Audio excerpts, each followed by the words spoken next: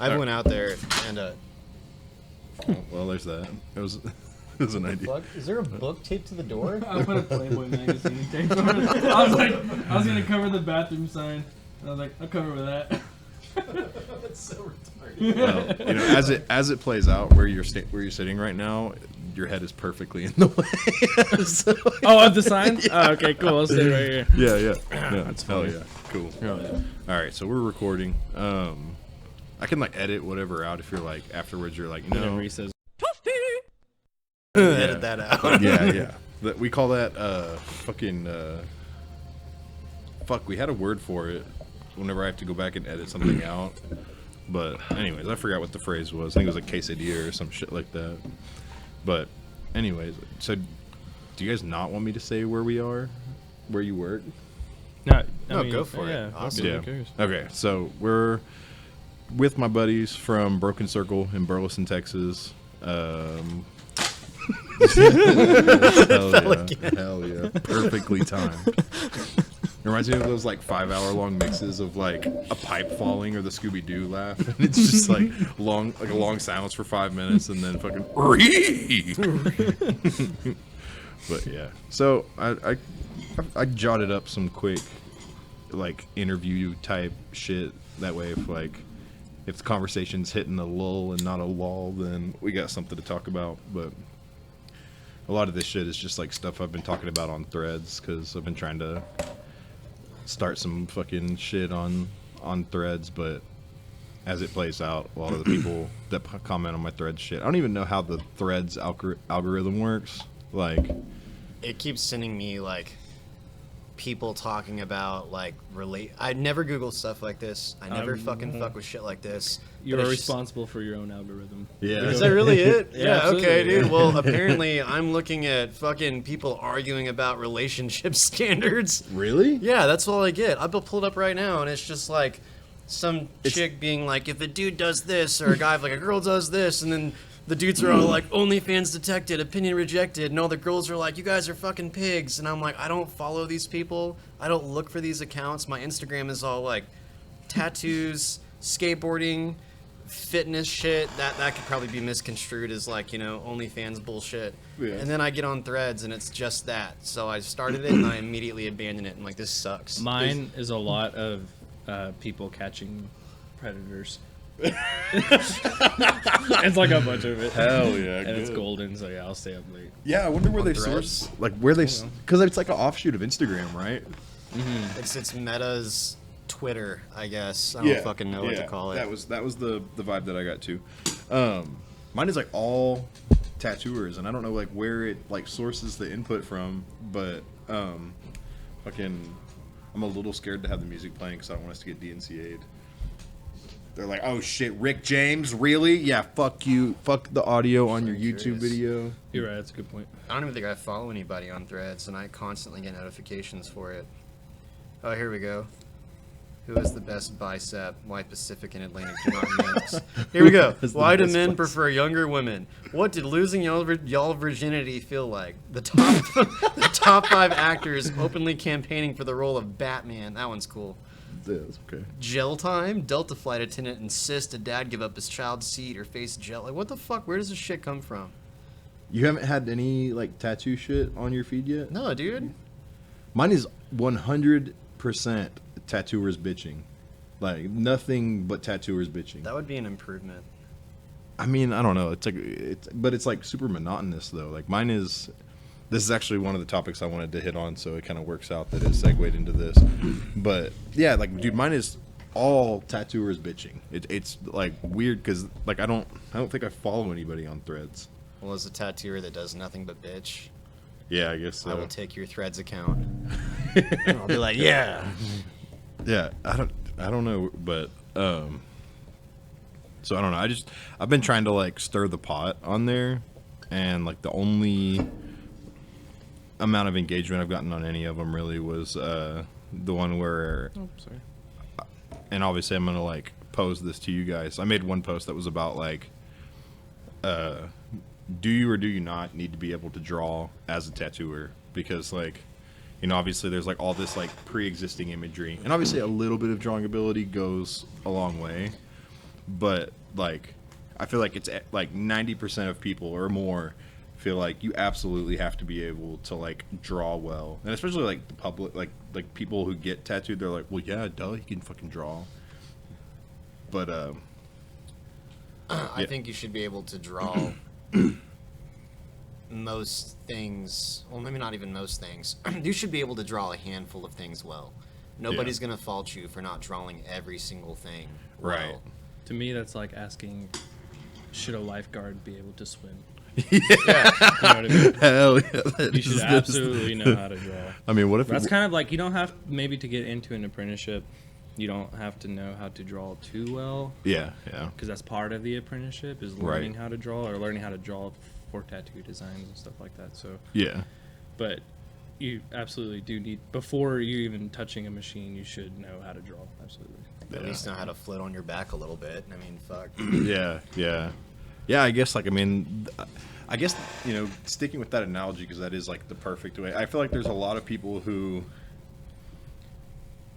are out there saving lives, but they're just gripping onto that fucking, like, you know, that buoy thing that lifeguards have. They're just like, they got a death grip on that thing, but they're able to do well enough, you know, holding on to that thing. That's how I feel, honestly. Like, as far as like, can you or can you not draw compared to other people? Like, I feel like, fuck no, baby.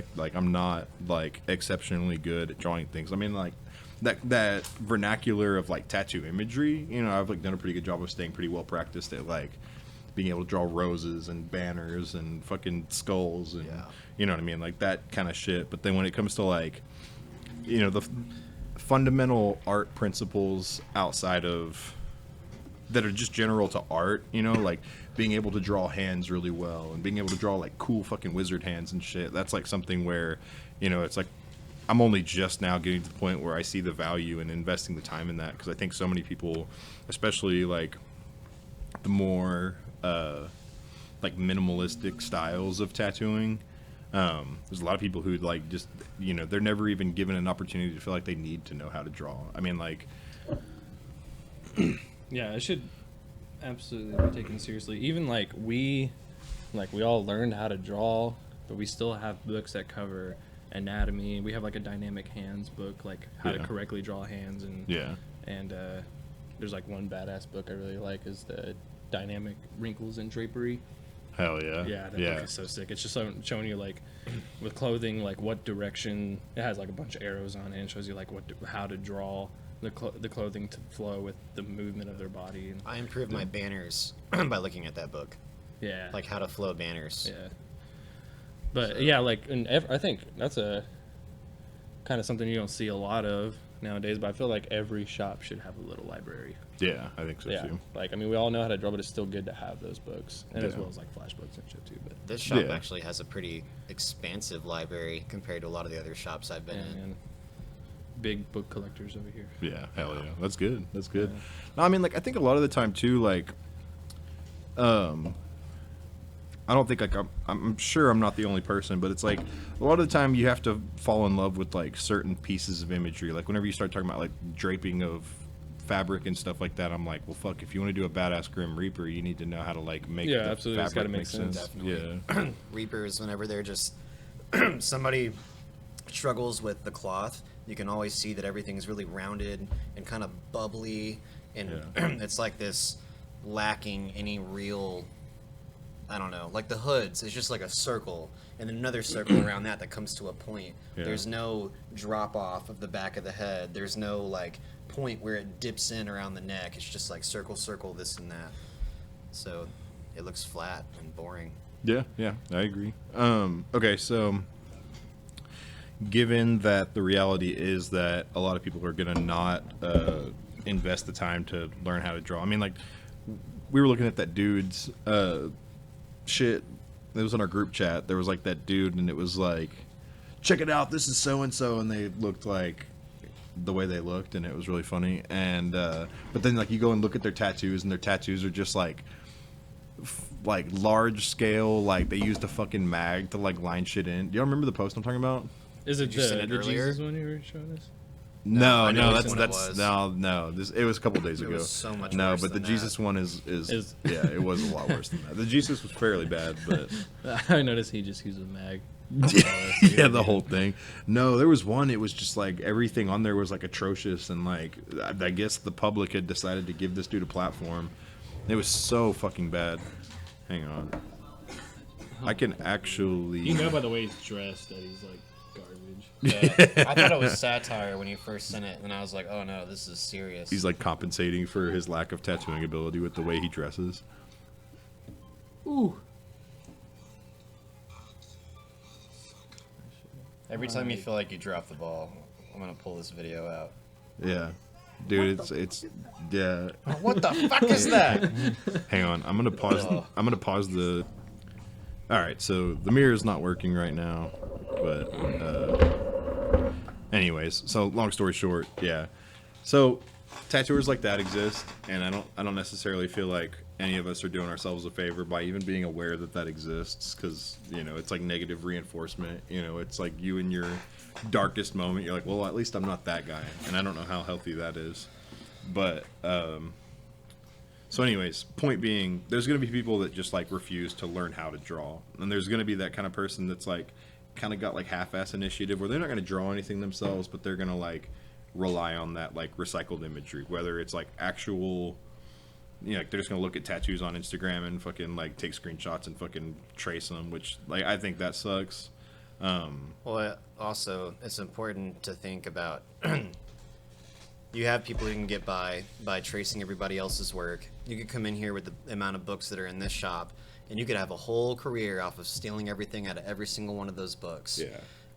And people will pay you, and the general public will book you up if you do good tattoos and you promote and do all of that. The only ones, it kind of sucks, but the only ones who really care if you're being authentic and you're really sitting there and drawing and painting are other tattooers. Yeah. So I think a better question is, what's more important, the respect of the people whose shoulders we stand on, or us making money and just turning out good tattoos, whether we drew them or not? So some scratch your ass hat's going to say, oh, do whatever it takes to get a good tattoo. You have even good tattooers will say, good artist copy, or how's the expression go? Like good artist copy, the best artist steal. To an extent, I get that. Yeah. But even then, people can steal an idea, a piece of an idea, and make it into something else entirely, or piece it together. You don't have to just jump into the book 5 days, not 5 days a week. I wish it was like that. But the next 5 tattoos you do, just completely copy them. Yeah. So, I don't know. But other tattooers are the only ones who give a shit. The public doesn't care. Yeah. I'd love if we would copy other people's sleeves and do shit like that. So does drawing matter to them? No, it only matters to us. But Yeah. Yeah, I don't know. Like, yeah, I think you're exactly right. Like, I think you hit the nail on the head in terms of like who does that really matter to? Because I guess like the bottom line is indeed like the quality of the tattoo, and if you're just gonna like, make a career out of doing recycled content, then like that's unfortunately like. It's the community that gets to decide, not the tattooer community. It's the client community that gets to decide whether or not that person's actually going to be successful. I mean, they may or may not even care about like the authenticity of what they're doing. And that's what's funny too, is I think like a lot of clients will have like this like superficial concern, like, well, I don't want something that someone else is walking around with. It's like, okay, then why did you bring me reference material that was someone else's tattoo? And then like, why are you making it a pain in the ass for me? And you're like I show you what I drew, and you're like, pulling up your phone and like comparing what I drew to the image on your phone. And it's like, if they really wanted like an authentic experience, they should go to somebody. Well, first they should make sure that person does custom work to begin with, and they should say, hey, here's the subject matter, I want you to do it. Yeah. And really, that should be the only conversation. It shouldn't be, I like the way this guy did it, and I want it to be like this, close to that as possible, and then be like, I don't want it like that. That's a dumb fucking ask. yeah, not like that. Yeah, and if you went to somebody without doing the research or seeing their work and being like, I want this, then, it's kind of on the consumer, too. I mean, Yeah. you don't go to a traditional artist who you know is a traditional artist, whether you knew them before tattooing or not, and be like, I just think this is badass, this black and gray realism sleeve. Yeah. And it happens all the time. Yeah, it does. Non-stop. Well, yeah, I mean, it's like, I think that we're like in the post pure custom era. It's like, like we came into tattooing at a time whenever people were like taking flash racks out of the shop. You know, like I can't tell you how many times I had to like. It was three times I saw a flash rack getting thrown away, and it like fucking, it kind of like killed me a little bit. I'm like, man, this was like expensive at some point. Like those, you know, like the big like This was a flash huge racks. deal. Yeah, Yeah, the poster wall where one of the pegs would always come out in the top and bottom, and one of us Yeah. would have to go to the front of the shop and Yeah. fucking fix it. Yeah. Yeah, like I've got like a couple of Tupperware bins in my parents' garage of like Cherry Creek flash, and it's like stuff that, you know, they'd have like I can't remember what that like vinyl paneling is called that they would put in there, but I like, you know, I wasn't gonna, because obviously like they fall into disrepair, the flash racks themselves. I wasn't gonna like go find somewhere to put a flash rack, but like the flash itself, I was like, this has value. So I remember like ripping the flash off of these like vinyl things and like, you know, tucking it away because I'm like, this is kind of cool. This is kind of like tattoo history. You know, at the time this was like, it was like, you know, 10, 15-year-old flash, and I'm like, this is still cool. Like this still has value. Maybe it'll come back. Yeah, I think so. I mean, you see people get like Cherry Creek style kind of shit, you know, and it's like high end, like, you know, high fashion tattooers that are doing this like fucking Cherry Creek style shit on people. It's like kind of traditional, but then like kind of fine lined and, but anyways, point being, like, there was a period of time where like, you know, it was like the only tattoos that were being like, there really weren't a whole lot of, especially around here, there really weren't like a whole lot of like flash shops. There still really aren't. Like people don't really just like walk into tattoo shops and like pick shit off the wall because they think that that's like corny or cliche, or they think that that's like they still have this like big concern about like, well, I don't want something that someone else is walking around with, or if everybody has it, then that means that it's bad. They don't think of it like that's an effective design because a lot of people gravitate to it. I've maybe done 10 pieces of flash, not counting my own flash, off the wall, ever. That's a lot, actually. Like, I've never had Ten's a somebody lot. pick. Yeah, I've never had somebody like pick something off the wall before. I don't know. Like, it's Actually happened twice at the last shop. It was weird because I hated working in that shop. yeah, But I was getting those things that I wish I had at places like the shop we worked at, like where people would come in and be like, I want this, or I want to do the Get What You Get, and the Get What You Get is all traditional yeah, designs. bangers only. And that would happen pretty frequently over there, but all the other shops, it would almost never happen. Lots Yeah. of Pinterest stuff. I think it's funny whenever somebody walks in for like a basic Pinterest tattoo, and it's a really busy day, back like, you know, maybe like post-COVID, and you literally had just done that tattoo like 3 hours Oh, before dude, that. I run into that all the time. Like right now, it's the let them.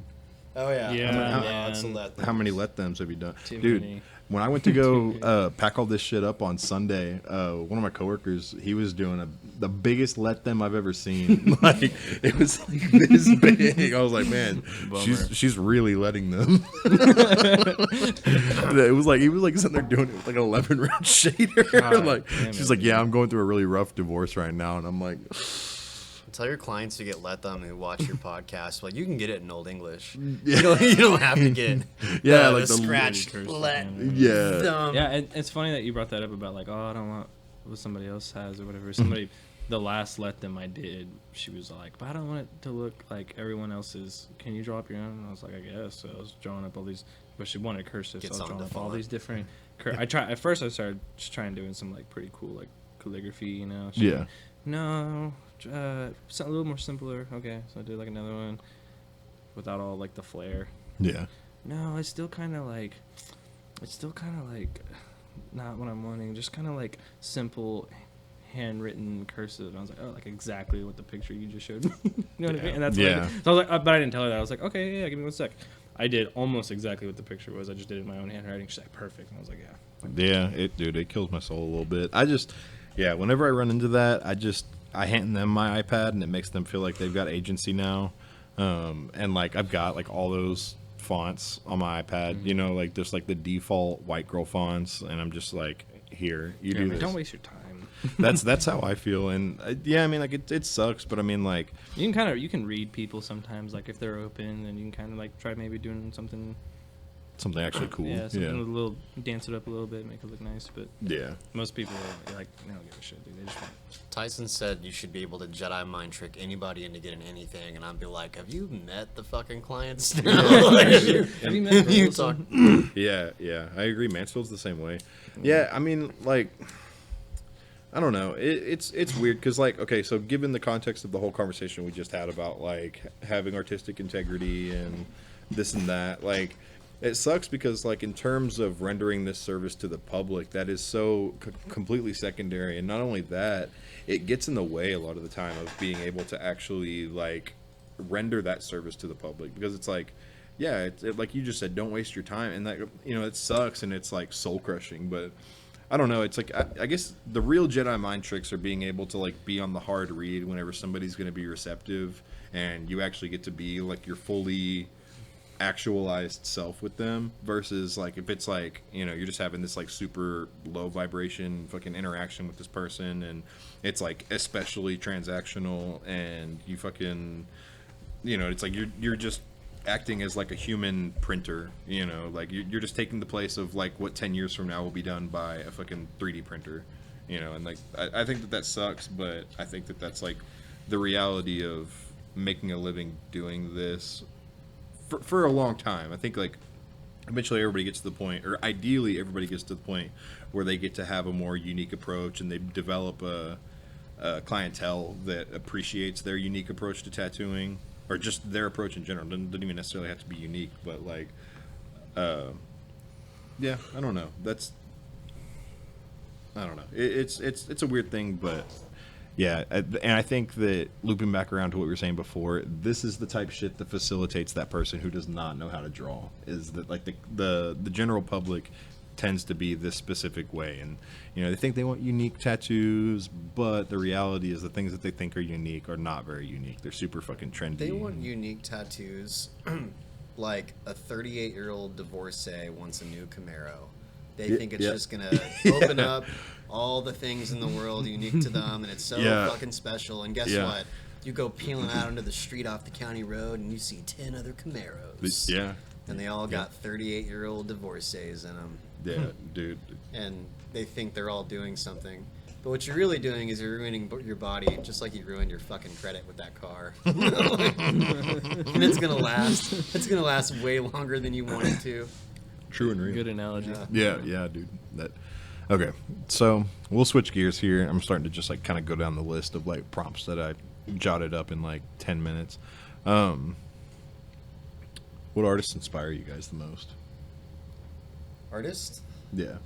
Oh, dude, that's an infinite list. Yeah, I know. I love so many tattooers. Lately,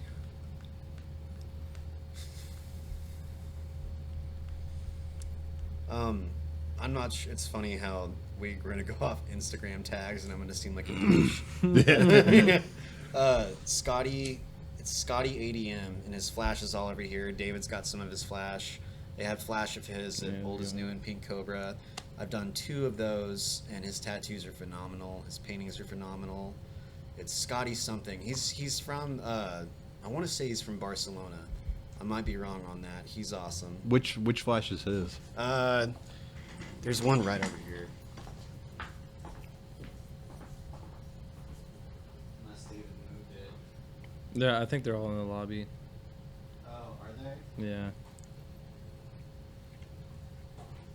That's cool. I kind of think that it is cool how everybody's got like their station with Kind like of their theme, flash. yeah. Yeah. That's cool. Yeah, I think only two paintings in my station are not from me. The rest are ones that I've painted. Hell yeah, that's tight. I like that. I'm trying to get it worked out to where, because we've got an open station right now since Homeboy left, and one person's gonna move. I'm trying to talk the dude that's like next door to me into like scooting over so Bryson can like have the station right next to me, Yeah. and then we get to have like a mega station. Yeah. And then I want to do like the, you know, like the wood framing, so you can like, Yeah, you were telling me about that last yeah, time. that's what I want. That's gotta be tight. 'Cause y'all have a bunch of combined flash that y'all work on together. We do. Nice. Yeah. I want that. Y'all probably follow her too. There's an artist who just moved from like kind of the northeastern middle part of the country and just recently started working at Miami Ink. Her name's Amber Elise, and she does off the wall traditional. Hell yeah. And she's fucking insane. I was supposed to actually go meet her when I went to Florida earlier this year, and I didn't have the time. but she's fucking awesome. I think I've shown both of y'all her stuff, but Probably so. it's insane. Yeah. Yeah. Um, Who else? Melody Crow. I don't know who that is, right? Maybe not. Or God damn, she actually does some more feminine stuff, but her application's so insane that I can't stop looking at it. Dude, you know whose stuff I like a lot? That I think you shared something from. I'm sure it's a dude. The Young Runs. Oh, Young Runs? Yeah. yeah. I don't even know that dude's real name, but he's insane. If you look at his like Instagram profile, it says Runzo, and that sounds like a graffiti name to me. So I guess like he comes from like a graffiti background. He's one of those West Coast artists. I can't remember his first name. There's Melody Crow. She's ridiculous. Very fucking colorful. I don't even like this expansive of a palette, but it is done like crazy. Yeah. cleanly. I probably wouldn't get any of those tattoos like that. Yeah, I'm not So seeing any weird. like nuclear green, and I have a problem with that. There's no lightning or flames or blood. And That's true. Yeah, there's literally like traditional landscapes and rainbows and Yeah. sunshine. Oh, Dave Waugh. Do you guys like Dave Waugh? Yeah. Yeah, he's awesome. Lots of firearms and classic cars. I showed Dave Waugh to David, and he fucking loved it too. He's the one who does like all the birds and the hot rods and the guns. Oh, and, yeah, I do remember. Yeah, seeing that. he's Yeah, that's fucking dope. just insane. Speaking of dudes named Dave, I like. David. I like this Dave. No, I like Dave Fox a whole lot. His shit is just fucking bonkers, like just fucking wacky. Like there's this one fucking chess piece on his Instagram, and it's like a tiger. It's like a tiger jumping at you like this, and then like there's like fucking, lurching forward. yeah, and there's like wings I coming love out, but those. the wings are like fucking all like metal and shit, and then there's Ridiculous. like a fucking like cyber fucking like the scanners from Dragon Ball Z on Oh, his face. yeah. It's fucking yeah. I like his shit a lot, and the thing I like about his shit too is that it's not like it's not like crazy clean in application, but it's just that like Styling as fuck. yeah, it's just that, like he had a great fucking time at the drawing table, and then fucking just got to put it on somebody. That And never gets played out either. Put more laser beams and, Yeah, and dude. eyeball scanners and wires and harnesses coming out of Panthers and shit. I kind of Never worry, stop doing that. dude. I kind of worry that like that's gonna be like the sign of the current moment is like all this like fucking like super gnarly like fucking just super high energy tats, because I find more and more people every day that tattoo like that, and I'm like, fuck you guys for taking all the people that want those. I'm not Like, mad at it. That's dude, one of those few styles where I'm like, keep doing that. Where are those people though? Like, Make everybody dude, cyberpunk. Dude, that's what I'm Do saying, it. dude. Like, fucking, where are the people that want the screaming gorilla with a fucking space helmet with fucking lasers and fucking flames and Tracy shit? Martino. That's who that is, That bro. yeah, that's kind of where I was trying to go with this also. No, like you know, like an older, tattooer that's like a from a previous generation whose stuff is like kind of like that. That I feel like a lot of people are kind of playing on with this kind of style is fucking Dave Lum. Yeah, I can see that. And his shit's like kind of. There's really not a whole lot of Dave Lum tats on the internet, and it's that's kind of the deal a lot. Like there's like a generation of tattooers that like probably started in like the late '80s and then in the '90s, where they were just before the internet, and consequently you can't find a lot of their shit. And Dave Lum's shit is like that. Like I read somewhere that he had an Instagram at one point and then like deleted it, and it's like, well, fuck. Like I thought he had an Instagram. I thought so too, Or but maybe like, I've just seen people flash by Dave Lum. I don't know. Yeah, Because yeah. I can't think of scrolling and seeing a post that was actually from him. Yeah. But I've seen his work. yeah, if you Google Dave Lum tattoos, there's some, but not a lot. Like, I mean, you're led to believe that it's like a small fraction of his like body of work that's like actually like posted to the internet. Like, there's one of my favorites is like not even because of the way that it looks, but just like the fucking like the balls to do this tattoo. Like, it's like a fucking I want to say it's like a scarab beetle back piece. It's fucking huge, and then it goes down onto the ass, and I think it's like a woman's ass. This woman got like fucking. It's like a swastika made out of dicks on her. There's 2 swastikas made out of dicks on her ass, and then it's like a scarab beetle that has like nothing to do with the swastika made out of dicks. Like, and it's Gnarly. Was yeah, it clean? no, like, but it's just it's. I mean, it wasn't bad, but it was just like the idea. Like, I mean, this dude was like a career tattooer, so it wasn't tattooed like poorly, but it's not like you don't tattoo a fucking swastika made out of dicks with the intention of it being like a perfect execution. You know, it's like I it's mean, but if you did, why not? Why not send it? yeah. I mean, but I'm just saying, like, he's not like. It's the kind of tattoo that you do very like fast and loose. It doesn't look bad by any means. I can actually like just pull it up on here. There's no reason not to at least give you the visual of what I'm talking about. See, like if I just type in, My brain's doing some grime shit on that right now. yeah, oh shit, Biomech, Dick Fucking- Swazi.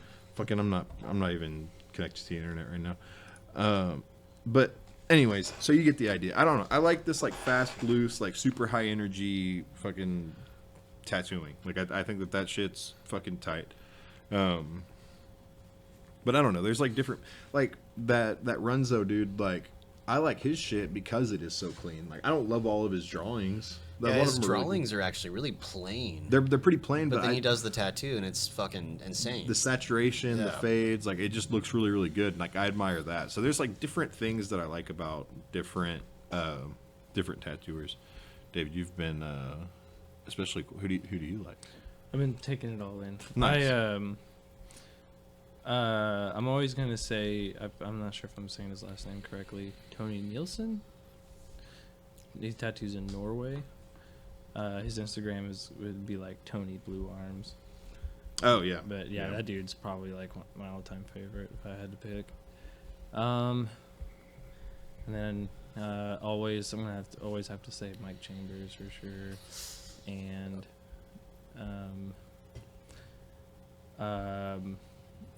Neil Dransfield, if I'm saying that last name correctly too. Which Dude, is I so just left his field from the illustrations are insane, dude. Like that dude can draw, and Italian artist. I can't say his last name either. I always call him Samuel Bugatti. Bugatti. Yeah, Rev up the Bugatti way. Yeah. Oh, is that what you were looking at earlier, Chance? All the second? Yeah, somebody's getting arrested at Waffle House again. Hell yeah. Go figure. That's so crazy. That's the second time today, actually. I'm not making it up. Yeah, there was a panhandler earlier. It's funny because when I was riding my bike up the frontage road, he was out there panhandling. And they thought he was a little kid because he was a tiny dude. The cops stepped out in front of him, and it was just like a 5'2" small framed Hispanic man. He was arguing with the cops. And Tyson made some awful joke. He was like, I can tell he's an illegal immigrant because he puts his hands up like this. Americans do this. I was like, what the fuck? Hell yeah. Well, I guess they got him. Yeah, I hear all the time like, why don't you just guys stay open much later? You're next to a 24-hour Waffle House. You don't want those I was people. like, that was actually my response. I'm like, oh, we don't want that crowd, dude. That We late don't night want 'em during Waffle the House crowd. day. I used to work at that Waffle House actually a long time ago. Really? Yeah, I worked nights too. No yeah. shit. Oh yeah. Who'd have thunk it? A Waffle House off the fucking interstate. The shit's going down there. I would have. Yeah. I would have Yeah. never guessed. What's funny is that like it seems to happen during the day. Yeah. Like when I sure. was a teenager, I hung out in that Waffle House and shit went down at night. There's actually a famous YouTube video of somebody like throwing a chair or something in that Waffle House, right? Oh yeah. Yeah. And it had like the Avengers music, and they put it in slow mo because she like Yeah, they edited brushed it. it off. What It was the That's that Waffle House. That's That's this one? crazy. Yeah. I didn't know that. I did not know that. Pretty That's sure funny it's as that one. I'm fuck. pretty sure you're wrong, dude. You're wrong. Dude, let's just Let's find out if it's Hang that on. one. Wow, I'll be what do I so what do I happy. Google? What Waffle House fight? Did- You're gonna get a lot Yeah, of I know, results right? on that. Narrow it down a little bit. Yeah. I know the Peter Piper's Pizza, which you probably remember in Burleson. They used to have kids' birthday parties there. There was a huge fucking brawl, and people were like throwing shit, and it was insane, and it caused Peter Piper's to close down. And people were on Burleson residents talking like, "This is why we can't have nice things." Fucking Bro, speaking of Burleson not being able to have nice things, like sinners and saints. fucking I said it. thought we weren't calling out names. I'll throw out names. So It was- like, that Waffle House was in Mississippi. I knew you were off, dude. I'm a liar. Bullshit, dude. I thought it was there. Somebody told me it I was like it. there, and I was like, I wanted it to be there, so I bought it. it's some fan fiction you just did there. I wanted it to be true. I didn't start that rumor, okay? Reminds me of the meme. I can't remember what the fuck show it was. It was like fucking Unsolved Mysteries or some shit. But then it's like a compilation of the guy saying, "It's fiction. It's fiction. It's fiction." Yeah. But I'll go throw a chair in that Waffle House right now. dude, hell yeah, Let's doesn't make have it to 3 for 3. That's reality. I actually now. tattoo the night people. Hell That yeah. Waffle House. Yeah, so they're maybe really maybe sweet people. Yeah, actually. maybe don't Do it go on through a day chair. shift. Yeah. Actually, the people who work at Waffle House are usually decent. I'll see memes online about like you get like that aunt type lady. She's like in her 40s and she calls you sweetie. She smokes cigarettes while she makes your fucking omelet and stuff. Hell yeah. They're always nice, but like look at what the fuck they have to deal with. Yeah, that sucks. It's old people who are cranky, and then you get drunk people, and I guess there's some universal thing about getting fucked up at 7 p.m. and going to Waffle House because people get arrested there all the time. That's us right there.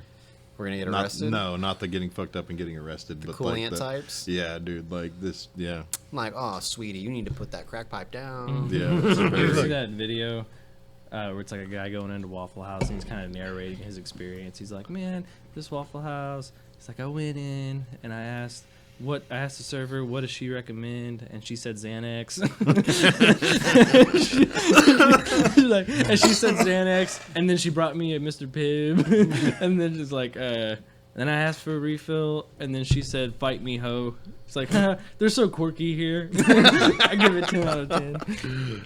hell yeah. That Nah, video's my favorite. nah, if you pull up to Waffle House and you gotta like see the dude who's gonna prepare your food come in from like his cigarette break, like that's how you know it's gonna be good.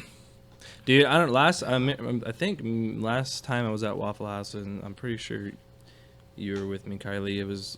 We went in there and the dude just smelled like straight BO.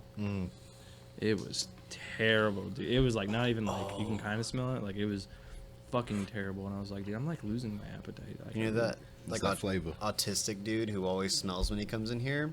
I saw him at the gym this morning, and he followed me. Yeah, you always see him walking around. Yeah, he literally was at the gym this morning working out. I'm kid you not, in like a ratty tank top and blue jeans. Good for him, dude. Yeah, dude. He's actually a solid client. I He actually is play a Mortal. nice guy. I play Mortal Kombat with him at night sometimes. But it Hell was yeah. weird, and Hell yeah. it sounds like I'm just making it up for clout. But this dude had like ridiculous strength. He went over to the bench press. And for the record, 35 pounds on each side is not that heavy, but it's the way he was lifting it. That Oh, like it's just nothing. Yeah, Like, yeah, just- he's like throwing that shit. Hell Fucking- yeah. I go over and I do like 10 of those, and I'm like, oh. And he was just, and he knows David. I knew he recognized me because he kept looking at me, and I racked mine, he racked his, and I looked over and he was looking at me, and I wait a couple minutes, breathe, drink my water, look over, and he's still looking at me. I'm like, what the fuck, dude? Which, by the way, next time he's here, dude, we gotta get him on some Mortal Kombat. Yeah, he's fucking good. Hell yeah, raising the bar. Yeah, dude. Hell yeah. Yeah, he's a sweet kid. I need a Nice. challenge. I've Hell been yeah. beating David a lot lately, and I'm kind of upset about it. Hey, nah. It's No. pretty. Dude, No. quit making shit up. It's balanced. It's balanced. I think you beat me 2 weeks in a row, and I think I've had you the past 3 times. Well, there was a period last week where we were playing a lot, so it's kind of hard to narrow it down. Before it was like So- once a week. What I'm hearing is that I need to get a capture card, and next week's episode, we're just gonna be doing this I'm with down. Mortal Kombat as Kombat, visual. yeah. That is Oh, not a yeah. fib or a tall tale. I've been winning a lot lately. Hell yeah. Somebody's not been trained. Dude, I've been looking for an excuse to get a capture card, so we could manifest that. But no. So speaking of Burleson not being able to have nice things, me and my you like that? Me and my kid have like my kid likes to go to the library, which I'm like fucking thrilled about. Oh, that's cool. Like yeah, like she can actually like fucking read like on level and shit, and I'm like fuck yeah. Like she impresses me because like.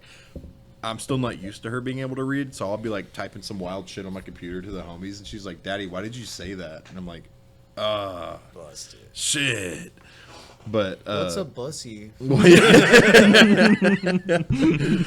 but No, it's like crazy because like I think the library is like perfectly adequate, but then like I saw some bitch like complaining on the fucking Burleson residents talking. She's like, "Since when did the library just become a place where people come and study?" I saw that. It's like She was bitching about people getting tutoring and stuff. Yeah, it's like, imagine that people trying to better their lives. I didn't know people still believe it. go to the library. Dude, I was surprised. because internet, phones, Yeah. apps to read books. Yeah. I think it's the setting. I think because like I think a lot of people like their home life is like kind of Yeah. chaotic. Plus, I think a lot of people are like procedural in terms of like specifically that like when they're trying to be studious, they want to enter into an environment where like it's like everything's attuned for that. That makes sense.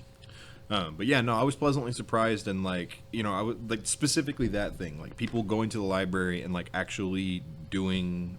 Like it wasn't like a bunch of crackheads sitting around fucking trying to charge their phone or like homeless people like looking for a Just sanctuary. normal people. Yeah, just normal smart people trying to better their lives, and then like days later seeing that chick bitching about it on Facebook. Yeah, but on the bright side, I saw that post literally today, this morning, and people were ripping her apart. Like, ooh, maybe they go to the Good. library. Good, dude. Like fucking yeah. See if That, she took it down. I see the procedural part though. It's just like I don't have to have a write-in day planner, but I prefer it to my phone. I was impressed by that. I saw What? you. I saw you bust that out earlier, and I was like, oh shit. It's easier. Well, your phone, you're into gaming, you're into this stuff. So I'm on Reddit. I have clients. I got the kids and the wife. I have all this stuff flying on my phone all the time. It's nice to have something you can open up, and it's just for tattooing. Yeah, that's and if I smart. write it down, I'm gonna know, and it makes Yeah. people feel good. I Yeah. think Mark Thompson, who owns Davis Street, told me about that. He's like, it makes people feel good. It makes them more serious. You're like, let me check my book,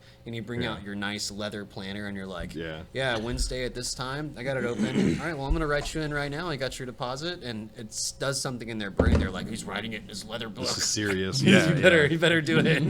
You know who else does that? Fucking Chip. Chip, yeah, Yeah, dude. yeah. Chip, like he shout the fuck out to Chip. He like I miss Chip. dude, just talking to him, you don't get like you're not like, oh yeah, what a smart like studio. He didn't seem dumb by any means, but it's No. like long term knowing him and like seeing the decisions he makes, the moves he makes, the life that he lives, you're like, damn, that is a really fucking smart dude. Like and yeah, It makes me feel dumb too because he's like, you Americans don't get it. Like it's so simple, but none of you are playing the game right. You have to play the fucking game. I'm telling you. He'll fucking yeah. talk like that. Yeah. Like when I told him I wanted an M3, he was like, you can get it, and I'm like, Chip, it's a $90,000 car, and he's like, you're being fucking stupid. Look. And fucking like showed me the breakdown of how within a year I could get an M3 and be able to afford it. And I like ran the numbers and I was like, he's right. And then I went and financed a 328i and he was like, why? Why did you do this? And I was like, what the fuck? I told you to lease it. Build your credit. I was like, Dude, sorry, Chip. that specific shit, like he makes really smart financial decisions. Like, You like- met Chip? No, I have not. Oh, okay. I haven't had the pleasure. dude, yeah, he's fucking awesome. I'd love to have him on the podcast. Oh, if dude, nothing that'd else, be awesome. people would love his accent. But Well, I'm not trying to mock him, but no, he is no, German. you kind of have it on point though. Yeah. I was actually impressed by like your German accent. I don't have there's accents I've got down to a T, but the German accent I can't Just do. channel Chip. Yeah. Well, that's what he sounds like. Yeah, so it when is, Chip, it does, it Chip is. doesn't sound American when I think about him lecturing me. So, it sounds German, so you know you fucked up. Yeah. But And so he's fun. he's cool as shit. Super like well balanced human being. Oh yeah. He's like super fit and shit, and you're like, damn. Maybe He is now. He was losing it for a bit. I was like, I want to be more like you, Chip. Like, fucking maybe I will work out. I do like him. I also like how Chip's really I don't know. I feel like I'm annoying him or something, so I don't talk to him for a while, and I hit him up, and he's like, "Why haven't you spoken to me?" Hell yeah, nice. And I'm like, "Oh, you looked like you were busy," and he was like, "No, I sent you a video of that car, and you didn't say anything." And I was like, "I'm sorry." Hell yeah. And I was like, I didn't message Chip. I thought I was being annoying to you, so I didn't message you back. Yeah. But yeah, no. So this keep wanting to talk about the library. I'm sorry. Go No, ahead. no, you're good. Chip's awesome. Chip's fucking great. Shout out. Okay, so did y'all hear that they're like trying to finance like a fucking super elaborate library. Like I don't know what the monetary Yeah. value of the current library is. They want to move it. That kind of makes me kind of sad because if you're from here, which us three are, well, we're from Joshua. You're from here. I still have my Blade DVD that I never returned from Hell from yeah. when I was bro, a that's kid. crazy. You got Yeah. Blade from Oh, there, yeah. dude. Do y'all ever read the What's his Cirque du name? Freak books? I did Yeah, as a I kid. used to Yeah. wait for those to get checked back in so that I could check them out because my mom used to take us to that library a lot. We'd go Yeah. to the park across the street. Yeah. And David had the same thing. We both used to go catch tadpoles in that creek. Hell yeah, Bro. Which is dude. pretty cool. Yeah, yeah. And then you go to the library and Yeah. you log onto the internet. I actually kept my library card from there too, and Oh, my I would love to Blockbuster see card. I have my Blockbuster card. Hell still. yeah. or Cool vintage shit. movie gallery. Movie gallery. Yeah, that- that was easy. yeah. Oh yeah, that was in Joshua. Yeah. Yeah. Go there after school. Ran a GameCube game after school. I want to go to the Burleson Public Library. It's actually a nice library. for I don't know why they nostalgia. would- Yeah, I think next time I'm just gonna post up and draw. Like I was a little disappointed at the like art selection, but I think like the art book selection, I found a WoW art book, and I'm like, There's an art book selection. there's some art, but I was looking for like cartooning shit, and then I just went on Amazon and like bought one. Check out nice books, dude. I've gotten a lot of. Dude, I hadn't been to there's half a price lot in of a good long shit in half time. price books. Not the one in Burleson's kind of shitty, but there's the one in Hewlin Street usually has a lot in their art selection, and then also the one in Dallas. I can't remember which one it is in Dallas. Like where in Dallas? Yeah. It's over there by that Granada Theater in Dallas. Uh-huh. There's like this big ass half price books, dude. It's like a giant. It looks like a giant. Like, it looks like a fucking Walmart from the outside. Yeah. But when you walk in, it's like super nice, like library looking. It's super cool. Dude. I've gotten like a ton of cool books from that. Yeah. I went there one time and I walked out with like $200 worth of books. Yeah, dude. They had a great. I used to do that a selection. lot. I'd go dig for vinyl too. Yeah, vinyls. You could get like I used old to be really big on old collecting vinyls. old vinyl super cheap.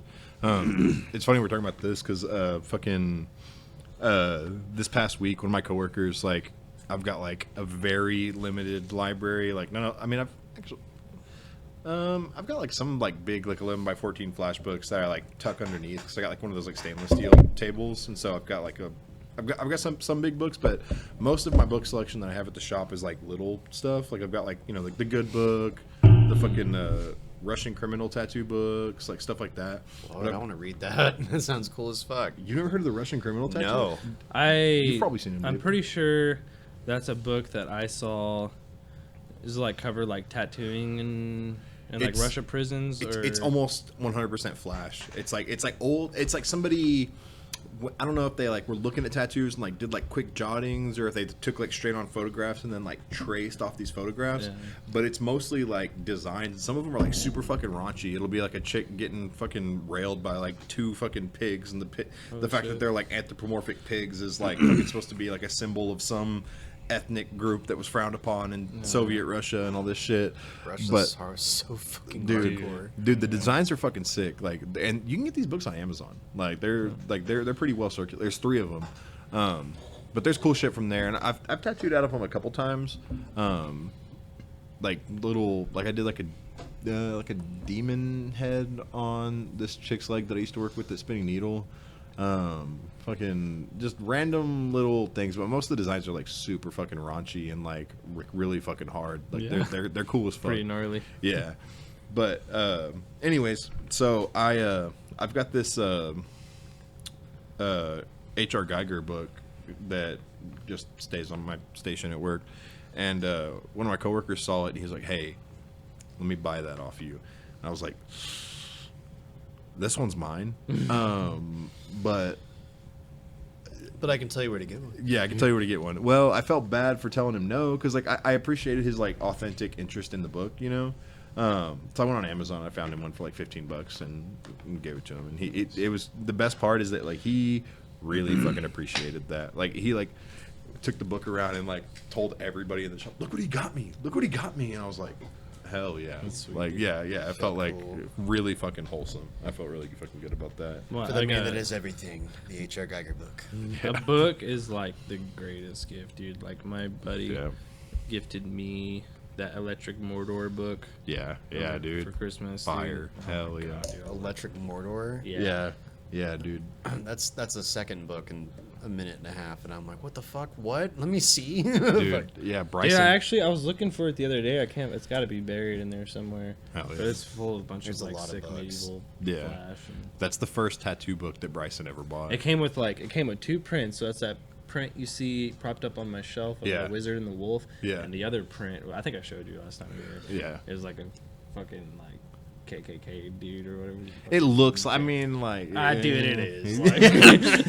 Like Who's it to gave him say? like It just ghostly eyes, alludes to but, the yeah. KKK. But, so I mean- like that print is fucking solid. I love it. So like, but I mean not. I love it because it's cool art. To So be I keep fair- I keep it tucked in a book. So I forgot which book it is. So I gotta be careful next time. I'd be like, hey man, check this book out. Try to pick something. Out. It's just like a bam. bunch of white supremacist imagery. Hang on.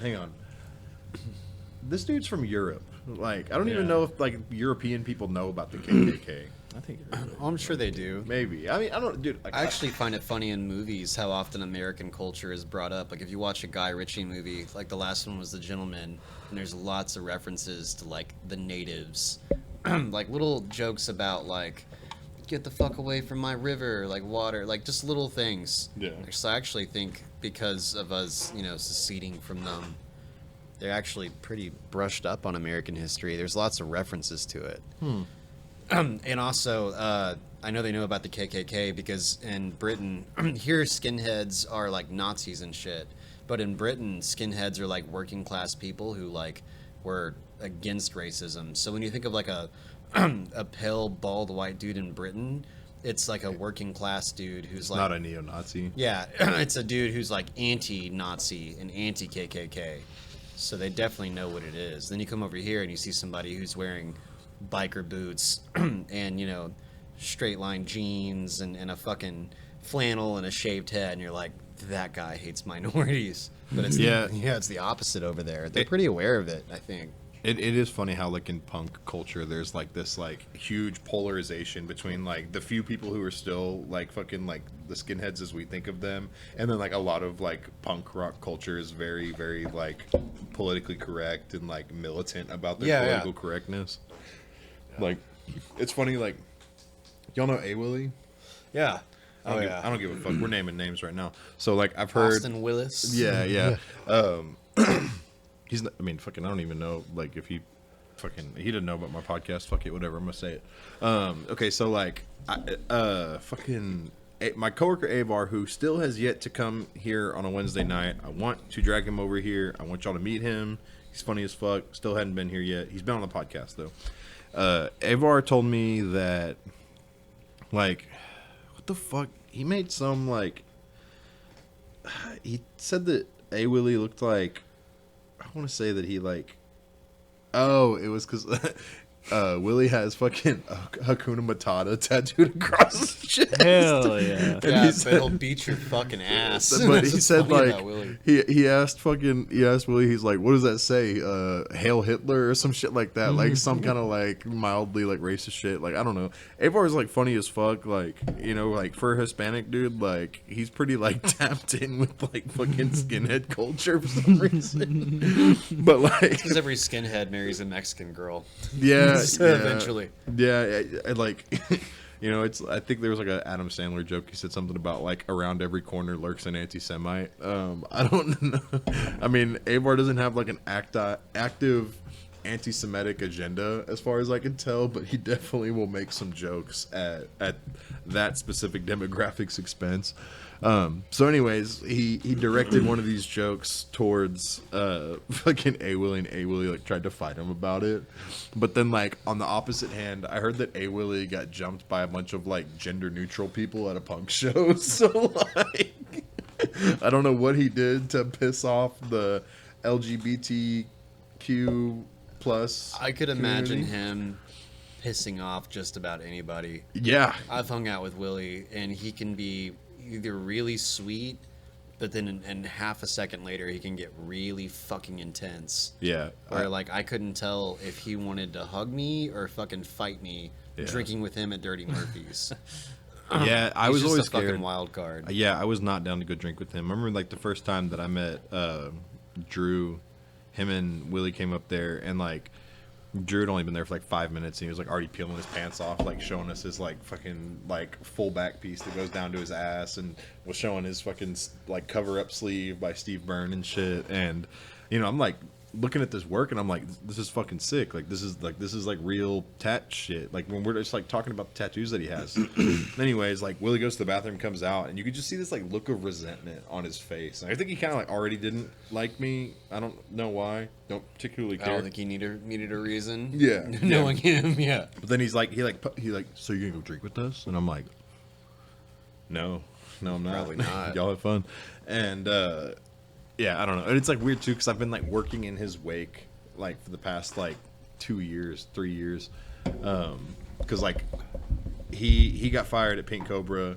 I worked in his station when he got fired, and then like apparently he worked at fucking Blood Moon, and then like. I remember that. Yeah, I don't know like the story on that. All I've heard is that like that kind of cool old car that he has with the breathalyzer in it didn't move for like a month because he would get drunk at the end of the night every night. He couldn't even drive it. Yeah, couldn't even get his car started. The first time I met Willie was actually at Dirty Murphy's, and he had a black eye. I'm not joking. Hell he yeah. literally had a fucking big black eye. He was talking about some house party, and I was like, "Oh, you're Willie." He's like, "Yeah, what's up, dude?" And I'm like, "Hey, what happened to your face, bro?" And he was, and he was like, "Get this, dude. I was at this party," and he gave me this weird spiel about how I don't know the gist of it that he was whitewash warrior, whatever the fuck it's called. He was being he was white knighting for someone, and he got his ass kicked and fought off 6 dudes. Hell yeah. And then Nice. the longer the conversation went on, I was just like, yeah, you fucking pissed somebody off and got your shit rocked. I mean, Yeah. come on, dude. Yeah. So, That's a meta. Like that's an archetypal personality. and he never once paid for beer. I saw this meme the other day. It was like, my cash app don't work, my boy. That's yeah. Yep, that's him. Sean loved him. Sean loves everybody. Honestly. Yeah, well, Sean loves people who are especially chaotic, Yeah. which I guess makes sense that him and I have always gotten along because we're like right on that edge. And I'd be Yeah. like, dude, I don't feel comfortable. Like Willie was an example of it. Like I don't really like him that much. I feel like he's gonna get us into a fight. Be like, no, dude, that's why it's fun. And be like, no, that's not my kind of fun. But Sean goes out and hangs out with people, and he likes the feeling of like, we got nothing to lose. Yeah. Let's fucking go. And I don't know how he does it. And then I hang out and sit with a dude like that in a bar around like 5 or 6 other tattooers, and then coming and going people on top of that. And Willie gets to the point where he's chill, or maybe not him, but other people, and then they get really obnoxious, and then 1 second they're your friend, and then you make a joke, and they give you this, yeah, well, what do you mean? And you're like, whoa, what do you mean? What do you Like, mean? Okay, so I kind of don't want to continue talking about people, but I do want to bring up a specific person that's associated with Willie, and I kind of wish that Sean was here specifically for this. Me too. I'm totally willing to bring this person up again at a later point in time. What about JP? JP, oh my god. That's funny, that's who but- you brought yeah, up. I but- wish I knew who y'all were talking God about. damn it. Okay, the David. only other tattooer, if you can even call him that I've ever almost gotten into a fist fight with. You would have such good takes on Instagram? this He's person. got Instagram? I don't know. I don't know why we both responded. Oh, you like were there that. the night I almost fought JP. Because I was pissed off and Chip had to talk me down. I do remember that. Yeah, because he yeah. stepped to Sean and then I got mad and stood up. Well, he got mad because he was like, cause I think like He was talking about nothing. him and Willie had like just gone on that like Beavis and Butthead Do America. Yeah, they shit. went and guest spotted. Yeah, and he's like, I They were tattooed on the flexing Bowery on now, us. and fucking, and it's like, he's like, I tattooed at the shop that belonged to so and so, and Yeah, Sean's like, dude. who even is And that? somehow that conversation evolved into funding for inner city schools. It started with that. That's what happened. It Yeah. started with like, because he used to be a teacher. He used to be like a social studies teacher, and then he like became a tattooer. I don't believe it, but I don't know. Like Yeah. I did see the video. I saw the video of him like addressing the fucking. I wanted to use the word student council, but not student. It's like he was like at a PTA meeting or some shit, and he's like at this podium, and he's like doing all this. Like I don't know. Like I can't remember like what he was like lobbying for. But he was getting pissed.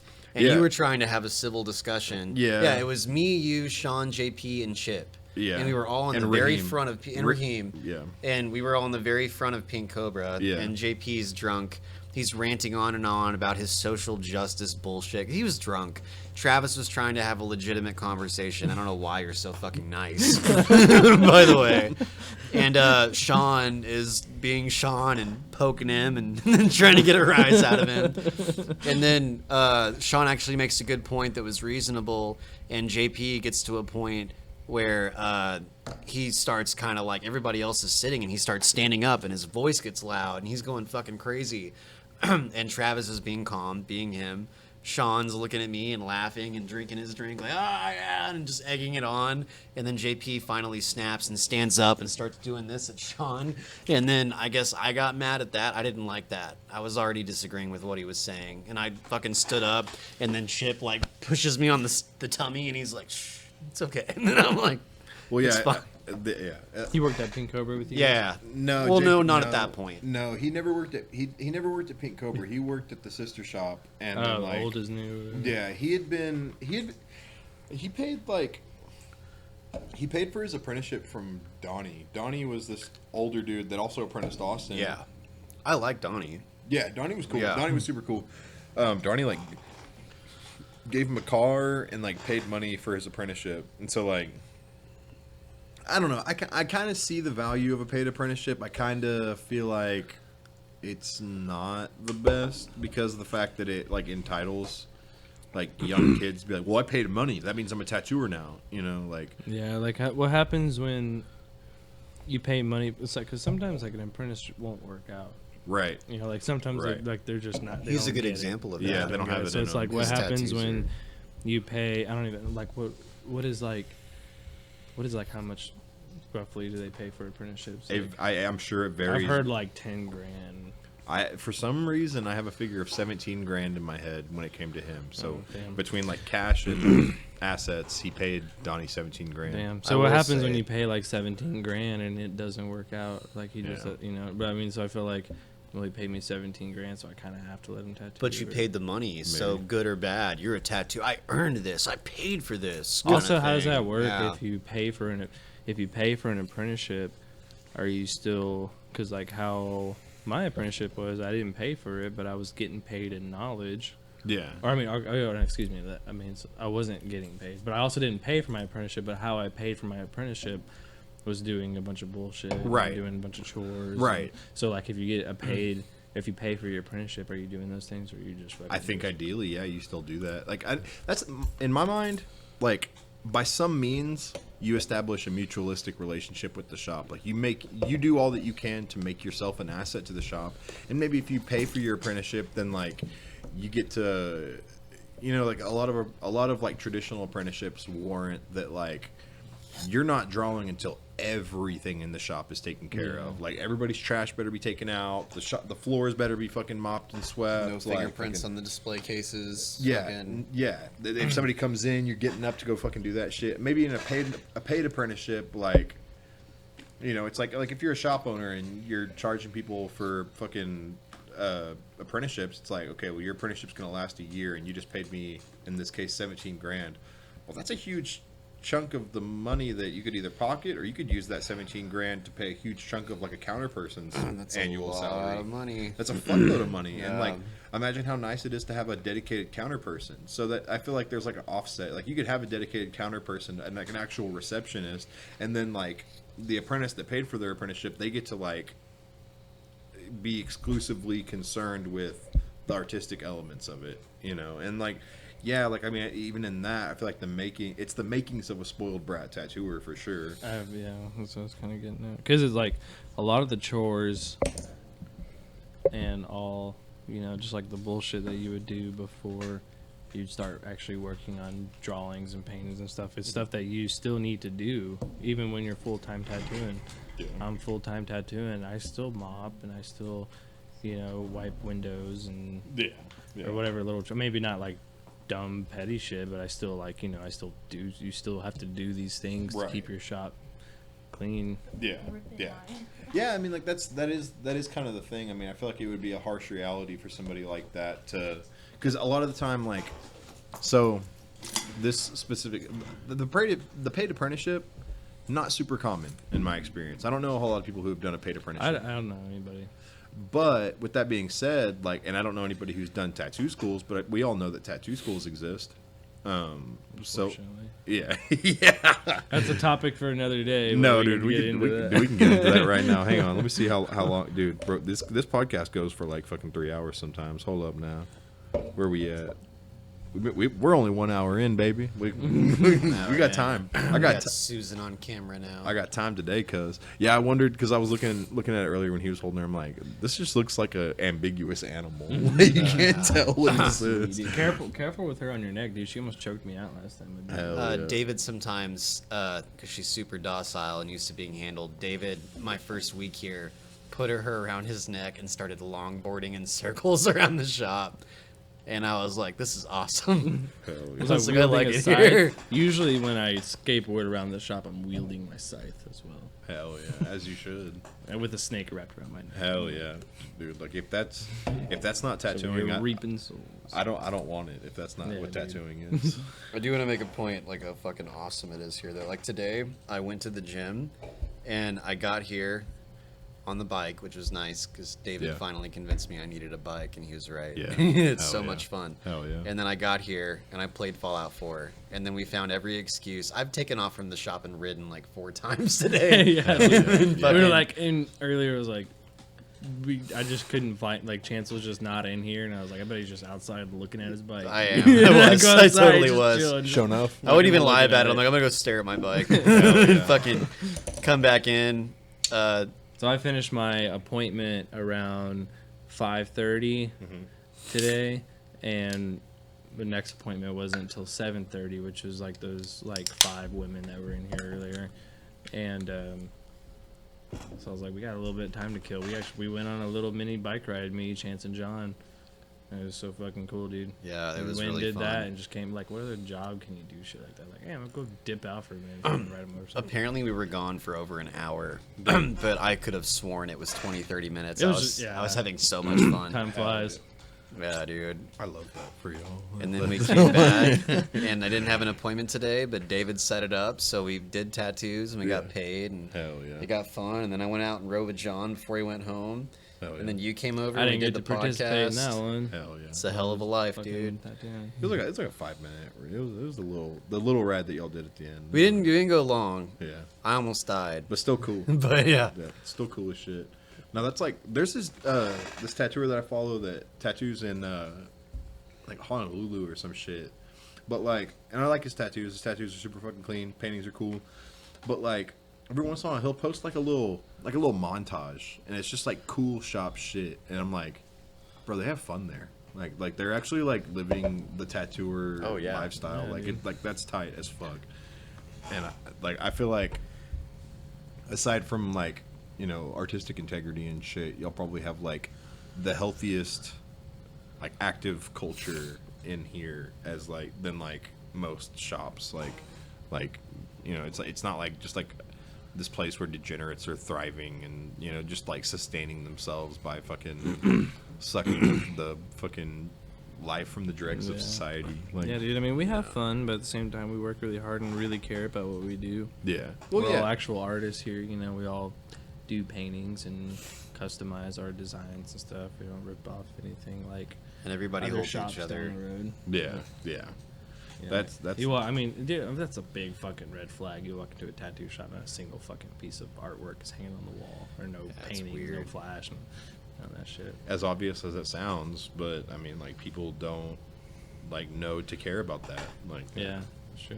We do have fun though, which I. Dude, we'll play Mortal Kombat. Yeah, we between play a lot of 1 video minutes. games. yeah.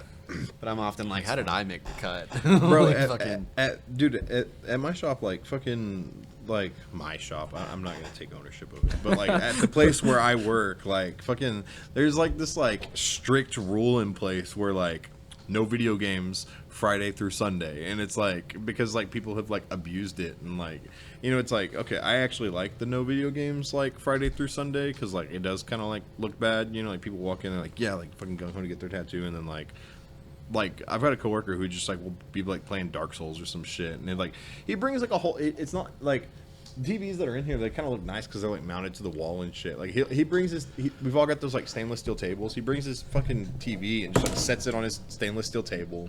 He doesn't have like a reasonably sized TV either. It's like a 40-something inch TV. It takes up his whole stainless steel thing. He's got the volume blasted, so like the whole time he's over there playing Dark Souls, you just hear. Dude, I'd get fucking annoying real quick. When I first started working there, like I was still playing WoW like super consistently, and like I would get like torn into for playing WoW because everybody knows what fucking World of Warcraft is, and it's like, bro, I'm just like checking my mail real quick. Like, come on, like fucking, y'all saw me over here painting all fucking day, but the second that I like take a break to fucking check my fucking WoW mail, everybody's like, oh, look at this fucking idiot nerd, fucking fuck you. I don't get what the big deal is, dude. As long as like when somebody walks in, you fucking pause your game and you go talk, you greet them, and Yeah. I don't think it like if I was a customer, dude, and I was walking into a shop, I saw them playing video games, and I would think like, oh, dude, they're just enjoying their day. And then they took the time to pause it and come talk to me or whatever. Yeah. But I will say that that. the fact that this is, you guys have made it a do whatever you want shop does make it to where you can't just have anybody in here. Because if you have anybody, they can do whatever. Just take the guys we were talking about earlier, and you have a shop where you just have free reign to do whatever you want, and everybody's just like, yeah, whatever. If you have no self-control. Yeah, and you get a shithead, you're not going to have a good time. Well, I mean, dude, if it ever got out of hand, I'm not Crack we're the not whip. afraid to say anything, But I mean, like, well, our jobs, dude, we don't just work Tuesday through Saturday, 1 p.m. to 9 p.m. You know what I mean? We go home and we draw and stuff. So it's like or me anyways. I'm constantly drawing at home, or I'm up all night trying to message people back or whatever it is. But I'm like, if I have a couple hours to kill, dude, fuck it, I'm gonna fucking play Pokemon Stadium or Hell yeah. Mortal Kombat or whatever. Yeah. Fuck, like it doesn't matter. We've been Yeah, riding. You're still getting your work done. Yeah. Like, As long as you're not like as long as you're not, your appointment shows up and you're like, okay, wait, hold on, let me finish this game. Like that's bullshit. But as long as you're not doing that, like who cares? Yeah. No, we haven't even had the opportunity to do that. If anybody was in here, we're just like waiting. You're like super stoked, like, oh my god, thank you for coming. Yeah, kind of. Oh, welcome. That's kind of how I feel. I don't know. I think I've kind of had the disadvantage of like World of Warcraft being like the video game. Like it's like fucking World of Warcraft wouldn't is this give a like shit. iconic like fucking symbol of like video game addiction. So like, Well, if you came in, we opened at noon and we closed at 9. Yeah. If you worked here and you didn't show up until 3 or 4, and then you sat down and played World of Warcraft for 3 hours, and then you left at 7, and you did that on a regular basis, that would be different. So like, I just mounted my TV, but I usually get here first. So I got the kiddos. I wake up, go to the gym, whatever. I show up at about 10:30 or maybe 11. Tyson shows up around the same time or shortly afterwards. So there's always this like I don't have to be here. I chose to be here because I want to be here nice and early and get my day started. yeah, that says a lot. But if you had somebody, and we'll stay till, unless it's like a really slow shit day, because we all leave early sometimes. Yeah. But I'm the closer. Don't abuse kinda it. dude. I'll stay late. Showing up early, I kind of have a hard time. yeah, I mean, you want to play video games all day? You're having a slow week. It's winter. It's raining. But if you show up, we open at noon. Show up at 11 or noon, and you play video games all day. But you're here, and you're answering the phone, and you're going to the door, and you're not being a fucking asshat. Yeah. Nobody gives a shit. I You mean, know- just do whatever you want. Something that I've done that like a mental state that I've established. It actually kind of hits on a theme that we were getting at earlier with like the library thing. Like people need to go to the library to like fucking be studious. Yeah. I've kind of reached the point now where I've attuned myself to when I go to work, regardless of whether I have an appointment or not, I go there with the intention of like being productive. So it's like I go in. Like at the end of the night, I use like a massage table. So like at the end of the night, I fold up my massage table so that like either when I'm leaving or when I'm getting there, I can like sweep up, clean up my station, make it look nice. And I have this like procedure that I do. But then when I get there, I unfold my massage table. I've got like those big clipboards for art. Yeah. I set one of those on top of my massage table, and then I just kind of do like a little drawing warm up. Like I would rather be productive while I'm. And it's like. also, like, you know, it's not like I'm just like busting out a painting the whole time I'm there. I mean, I try to like work on a painting every day while I'm there. You'll go through or- phases. Yeah, like 3 weeks, 6 weeks, you're like really busting them out. Yeah. And then for 3-4 weeks, you're playing a little bit more video games. Yeah, That's fine. Yeah, As long motivation- as you're balancing it out. Yeah, motivation waxes and wanes for sure, and there's like that's definitely a theme. I also like try to be, depending on like where my motivation is at, I try to still be like productive regardless of where my motivation is at. Like sometimes, like, you know, if I'm not feeling as motivated, you know, like I'll just like, you know, trace out some line drawings from some old Flash, you know, and like just have like a bunch of line drawings ready. Like I've got like 3 or 4 like Flash sheets ready to be like lined out and painted, but it's just because I was like not feeling super motivated, so I'm like, I just want to fucking draw. I don't fucking feel like setting up all this shit to fucking actually like do a painting right now. But I don't know. Like, point being though, like having that, like, I guess this is and this actually hits on a theme that I was gonna work towards later. Is Susan gonna try to like go off the side of the table here? I don't think she's actually gonna do it.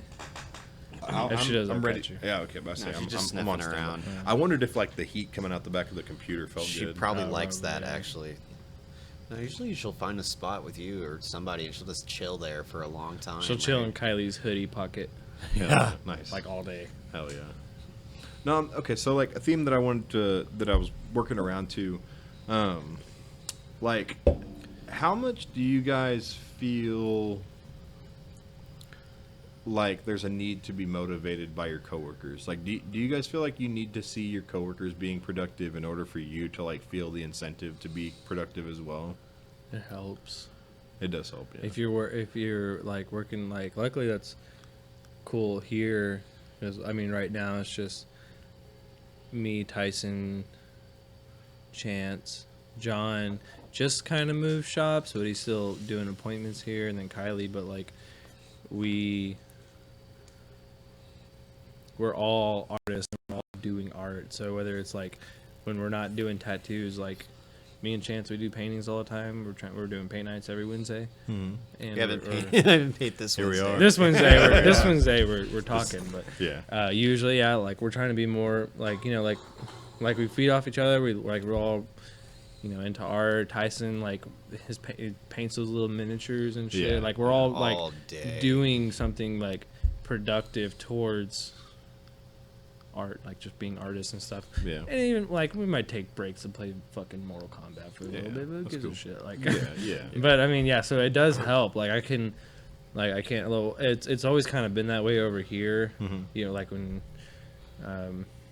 when Justin was here and stuff. Like we were all like, he painted all the time. We did a bunch of drawings and stuff. Like it's always been like that here. So I could see if this shop was just a bunch of people who just tattoo to make money and that's it. Yeah. And I could see like that shit kind of getting old. Yeah. It wouldn't stop me from trying to. That. You know what I that, mean? Yeah, it wouldn't stop me from trying to That's be a how better I feel. artist or, Yeah. you know, like doing productive things. But it would just like, you get more motivated and you get more excited about it when everybody is into it. I think maybe so. I don't know. Like, I've never had the advantage of working in a place that was really like that. Like, even when I worked at Pink Cobra, it was like Dirks, he would go home and paint, and I'm like, I mean, like, dude, that's awesome that you have like a sanctuary for painting. Like, Yeah. I want that also, but I also kind of want to see everybody paint. Like, Yeah, dude, this table right here, this is fun. Like all of us, like the Perfect. past few weeks we've had, Yeah. dude, it's fun as fuck. All of us Podcast getting can't together. see Love it. that. It's Love that. it's 2-3 It's a times long- as it's a big conference as table. what.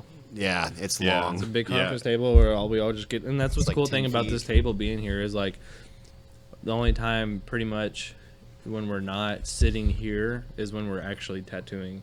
yeah, But when we're not tattooing, we're all here and we're draw, whether it's like for appointments or up for grabs or for paintings or whatever the fuck. Like we're all here drawing together, and it's super cool. yeah, dude.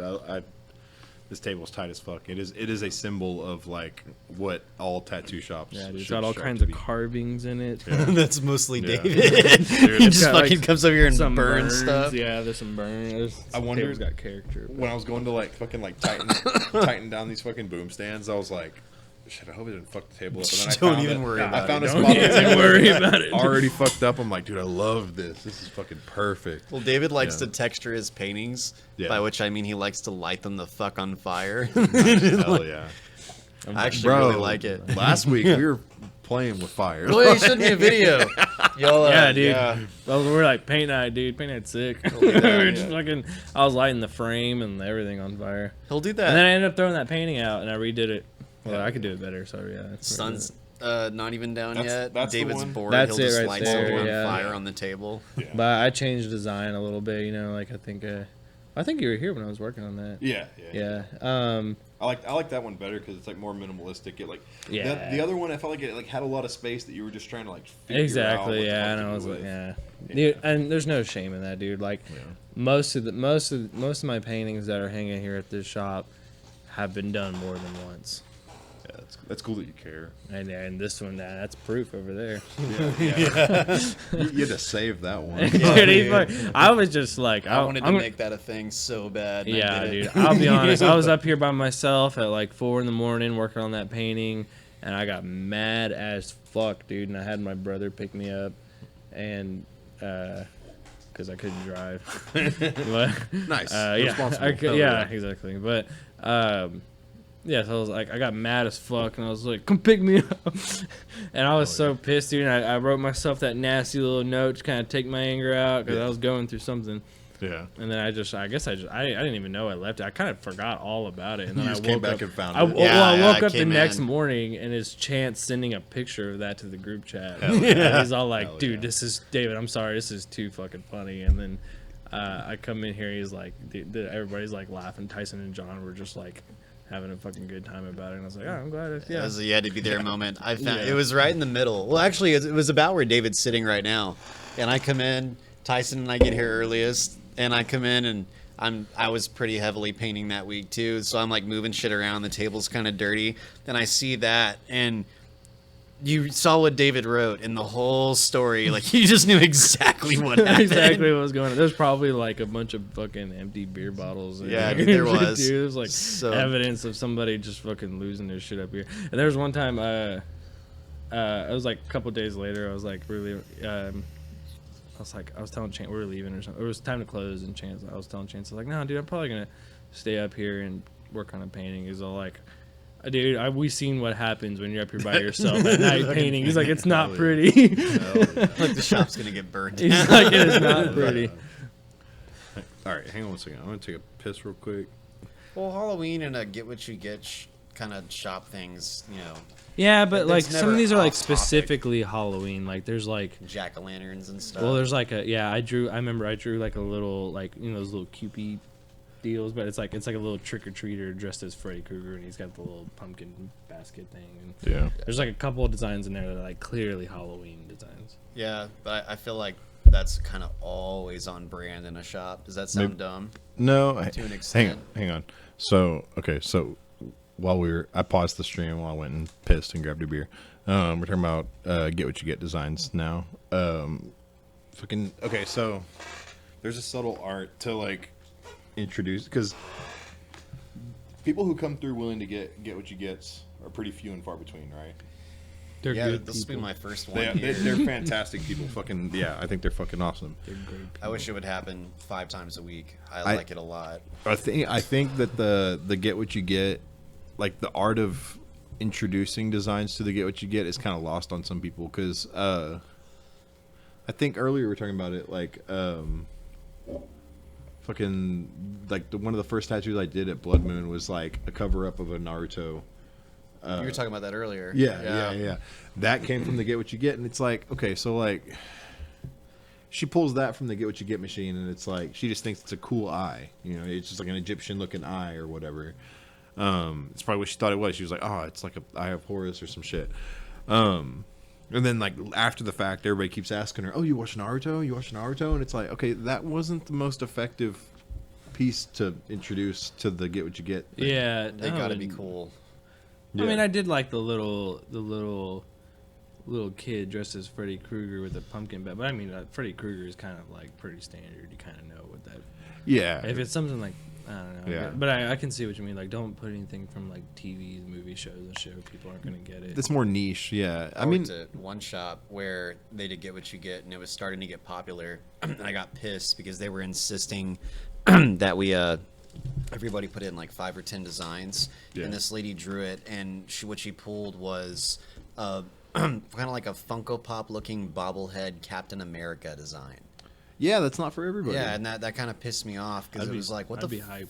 Well, yeah. Well, you yeah, would be hyped. Yeah, I'm down with Captain America. But a 30-year-old woman would not be hyped about that. Yeah. Get What You Get is supposed to be And kind then of like that's a where you do the universal- what is it? What do most shops do? They do like $20 re-rolls. yeah, Yeah, and that is then, why that function exists. the owner tried to push the re-roll on her. It's exactly what he did, and I kind of like pulled him to the side. I'm like, "Give me I'd probably been like, just let her do it. yeah." I was like, Yeah, "Trying to yeah. run things," but dude, she's a girl, of obviously a very feminine woman. Yeah. and But then at the same time, then don't get, if you're gonna be picky, don't do the Get What You Get. My there's concern- picky and then there's niche. That's way too niche. I wouldn't want to leave a bad taste in anybody's mouth about the whole like function of Get What You Get. And granted, like I don't necessarily feel like every design that you put in a fucking Get What You Get needs to be like boring as fuck. Like it just needs to be a round flower because that appeals to everybody. It just needs to be like a little rose with a stem or some shit. It can or be a traditional knife, butterfly.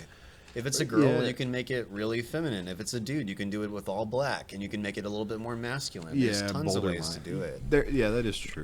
Dude, I think Get What You Get should be filled with doozies.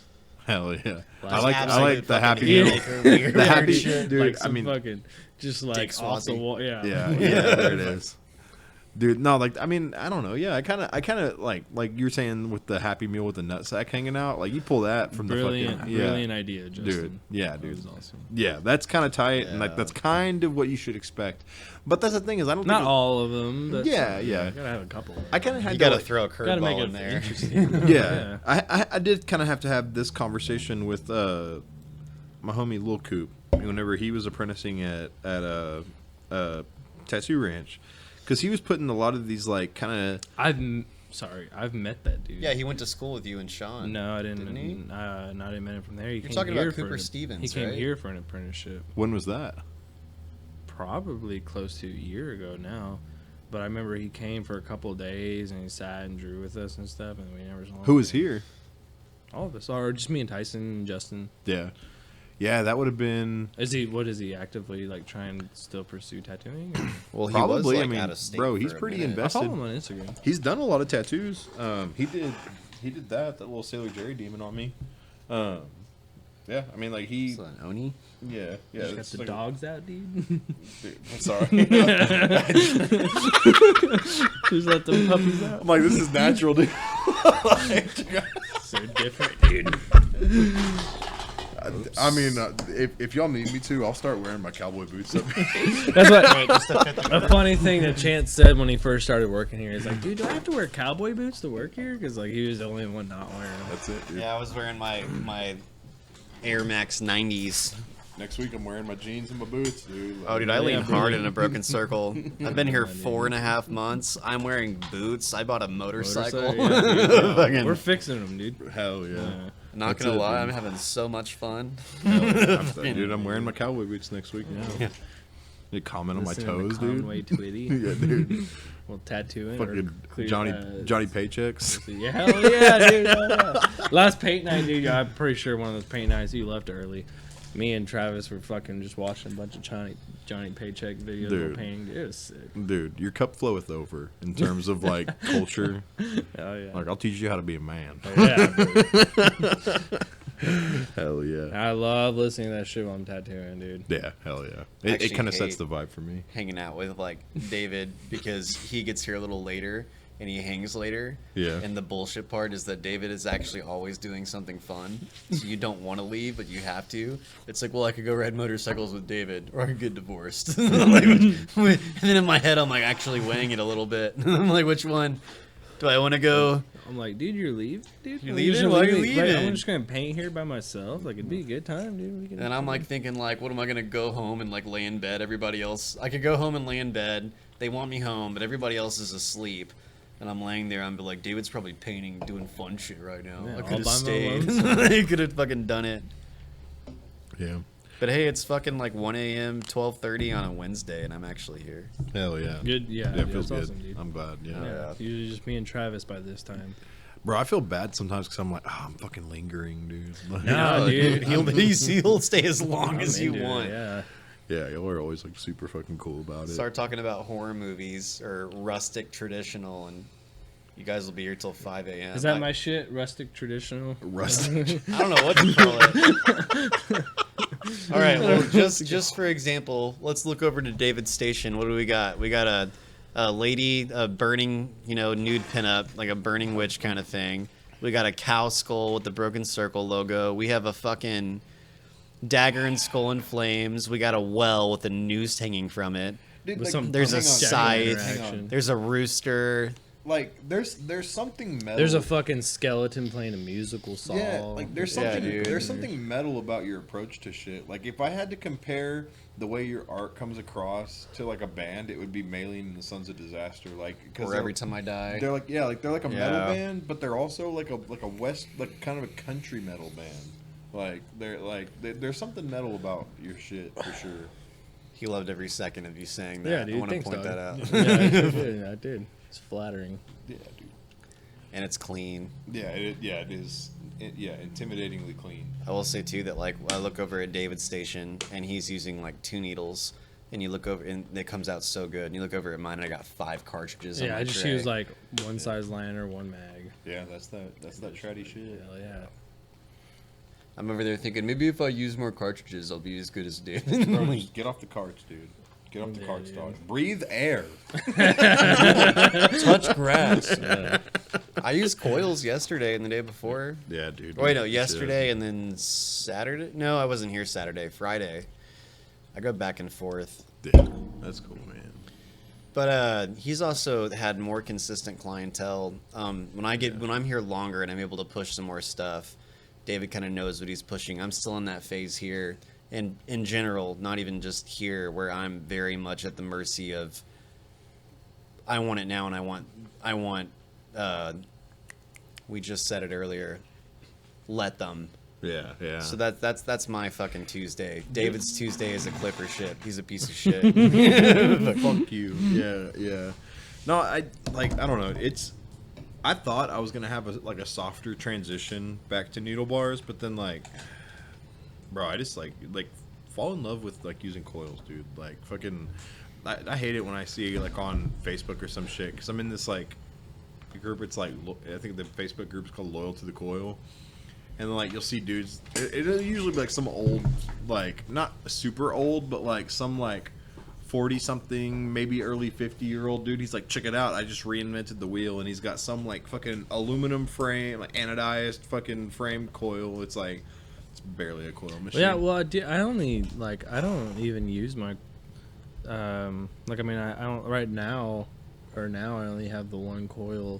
hang on. use. But we use the phrase coil lightly. Like I think Dan Cuban still count. Oh, Like- okay. like, Because, you know- yeah, I was about to say like right now, dude. I'm just like I'm so in love with those Dan Cuban machines. Yeah, dude. when I say coils, I really refer to machines that you put a needle bar in. Okay. Yeah, I like love that's- David's machines. Dude, those fucking like once I started using those Cuban machines, dude, I just fell in love with tattooing all over again.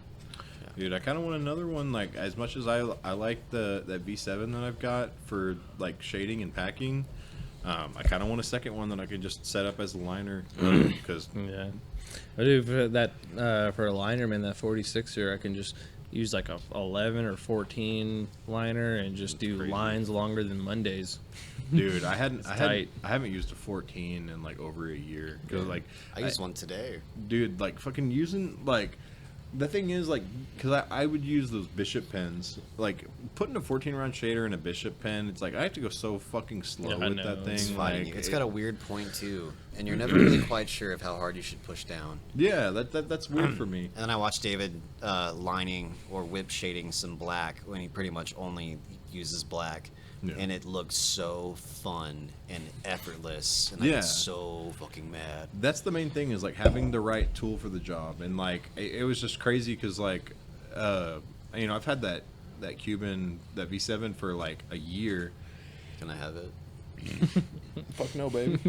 Dude, that's my go-to Packer shader, dude. Like, it's fucking awesome. Like, it's crazy because, like, I had it for so long, and, like, the first, like, tattoo I did with it, I lined with it as it is right now, and it's got this, like, dummy long fucking throw on it. Like, it's obviously set up for a shader, but, like, I don't know, I didn't think to compare it to coils because I'm like, it's a Cuban. Everybody lines with those, so this one's tuned for lining. I know it. And then, like, I did like a couple tattoos with it and tried to line with it, and I'm like, I don't know what it is, but I just don't like this. And then, like, I was doing the opposite with, like, or I was shading and packing with, like, I've got a shag built.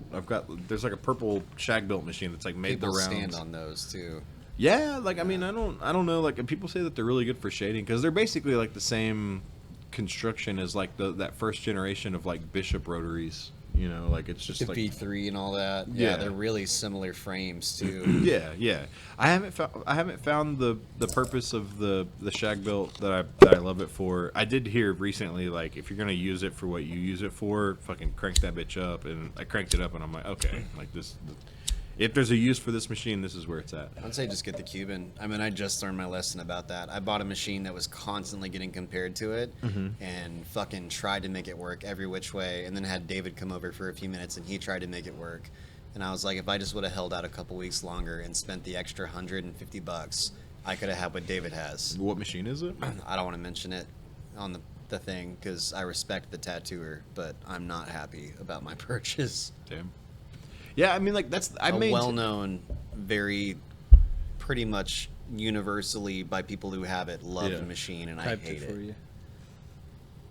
Yeah. Yeah. I maintain that, like, a lot of the time, if I pick up a machine and I don't love it, it's like I haven't figured it out yet, and that's what I tried to maintain with my Cuban, and then sure enough, that was the case. Like, just the way it was tuned. I happen to have one that doesn't have the little crank thing on the back to where you can easily adjust the dial. Like, you have to have like a little tiny screwdriver, and you can like adjust the impact screw. And I just don't have a tiny screwdriver. Like, I'm entertaining the idea that I should like find a little tiny screwdriver and I can adjust the impact screw, and maybe I'll love it for lining. Go to Best Buy and get one of those little mini toolkits. Yeah, I have one and we use it all the fucking time. Yeah, that's what I need is like either like a eyeglass adjustment kit, or Yeah, that's exactly what I was looking at, dude, for your glasses. Yeah. Like, yeah, think of 100 times I could have used one of those. yeah, that, or I mean, I don't know, the way that machine runs, dude, I fucking love it for mags. Like, it's fucking awesome. Like, it just it works so fast. Like, it achieves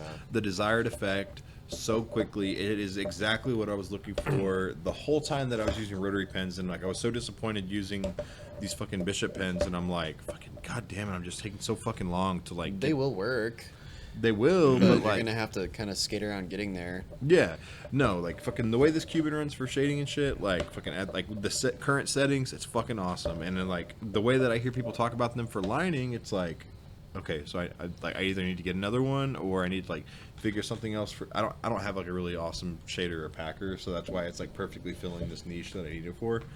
Do you run with cartridges or with needle bar? Fuck no, baby. You think I just like, I was just like, No, I don't. yeah, dude. You think I'm just like over here like Yeah. talking about needle bars the whole time, and I'm just like privately using. No, dude, I'm made ready a- to let that go. Dude, I'm I so made- done let with it go, cards. man. I made a hard way I harder than I thought. it was gonna be. I'm gonna get something to use cartridges with for stuff that it takes me longer to set up my machines than it does to do the tattoo. You know what I'm saying? Or shit like Friday the 13th or How about whatever. this? Just get really quick at setting up your machine. that's what I've done. Whatever, Here's dude. my Yeah, it's a argument. pain in the dick because I use like I use disposable tubes and stuff, and it's, That's even faster, oh, dude. you know, I guess you're right. I guess you're right. 'cause Dude, you're right. I've but gotten to still, where- it's like I don't know, dude. I was just like even today, like I set up my machines to do that neck tattoo I was doing earlier. Yeah. And then she also wanted a tiny little black silhouette heart on her finger, so I stole Tyson's Cheyenne. Oh, it was a And- different liner. Yeah, exactly. Yeah, so I was like, I'll just pop in a little 7-liner and just do the little.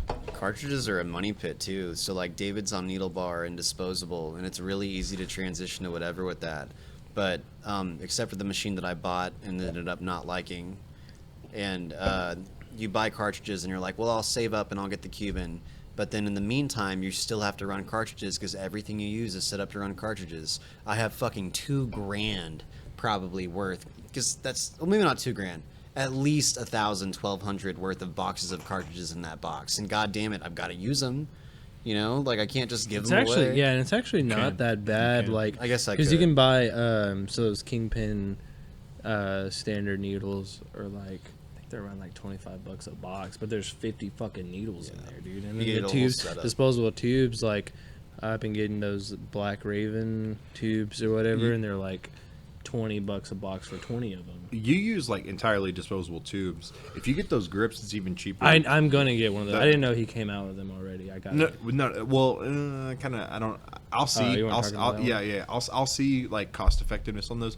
It was like those little boxes because we were talking about how like we really like those like tiny little boxes that come in. And out. It Yeah, saves all the man, that's space. why I like those too. They're like Talking about they're the good Dan Cuban tubes, grip? and they're also come in just tiny little square I boxes. think They take up a they're. lot less I want to say space. they were like $25 a pop for the Nice. boxes, which is not How like many's in a it's box? not crazy, but you factor in like the like probably like an extra 50. That's another thing I don't know.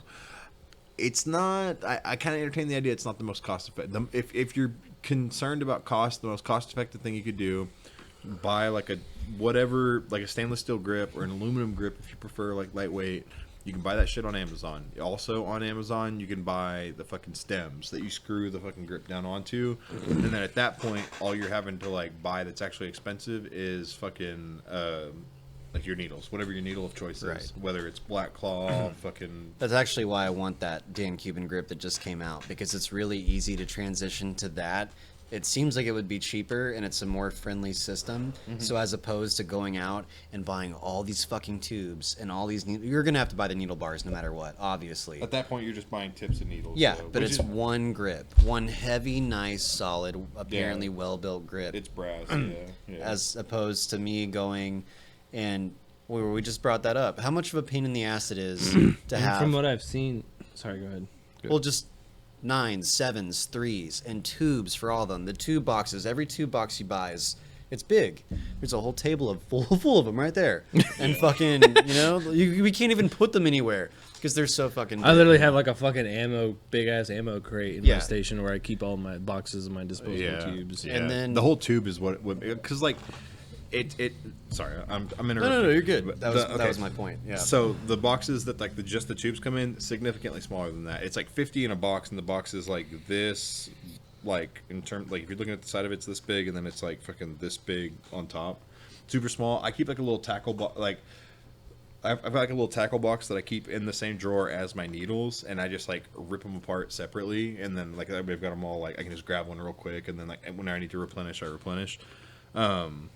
But yeah, it's pretty space efficient to be able to just do the stems, and then you just have like however like I have 4 grips because sometimes I do have to set up 4 coil machines. Yeah.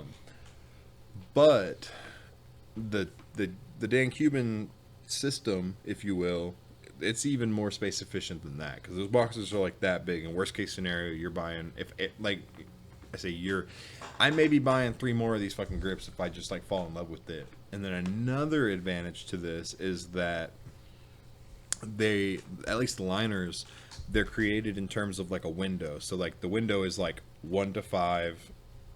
I can't remember exactly the windows, but it's like you can put anything from a 1 to a 5 in this little. So you don't V-shaped have to tip. do Yeah. just for 3s, just for 5s, just for 7s. And there's more than that. Right. If you want to swap to a smaller liner mid tattoo, you no longer have to drop an entire grip out. You don't have to worry about having your needle catch or making a mess or all this stuff. You can literally, if you're like David's Cubans and it's got that slot on the vise, you can literally just grab it up without bending it or doing anything crazy or dropping the grip. You can leave your grip on and then literally come up and just pull off your nipple, drop the needle out, put a new one in, and just snap the tube in place. Yeah. There is no, I gotta deglove or change gloves in the process of all of it, put on an entirely new tube, an entirely new everything. You literally just go pop, pop, needle bar, nipple, done. I didn't bend my needle. I didn't have to sit there and worry about threading my needle through the tip of that tube, Yeah. a liner at least.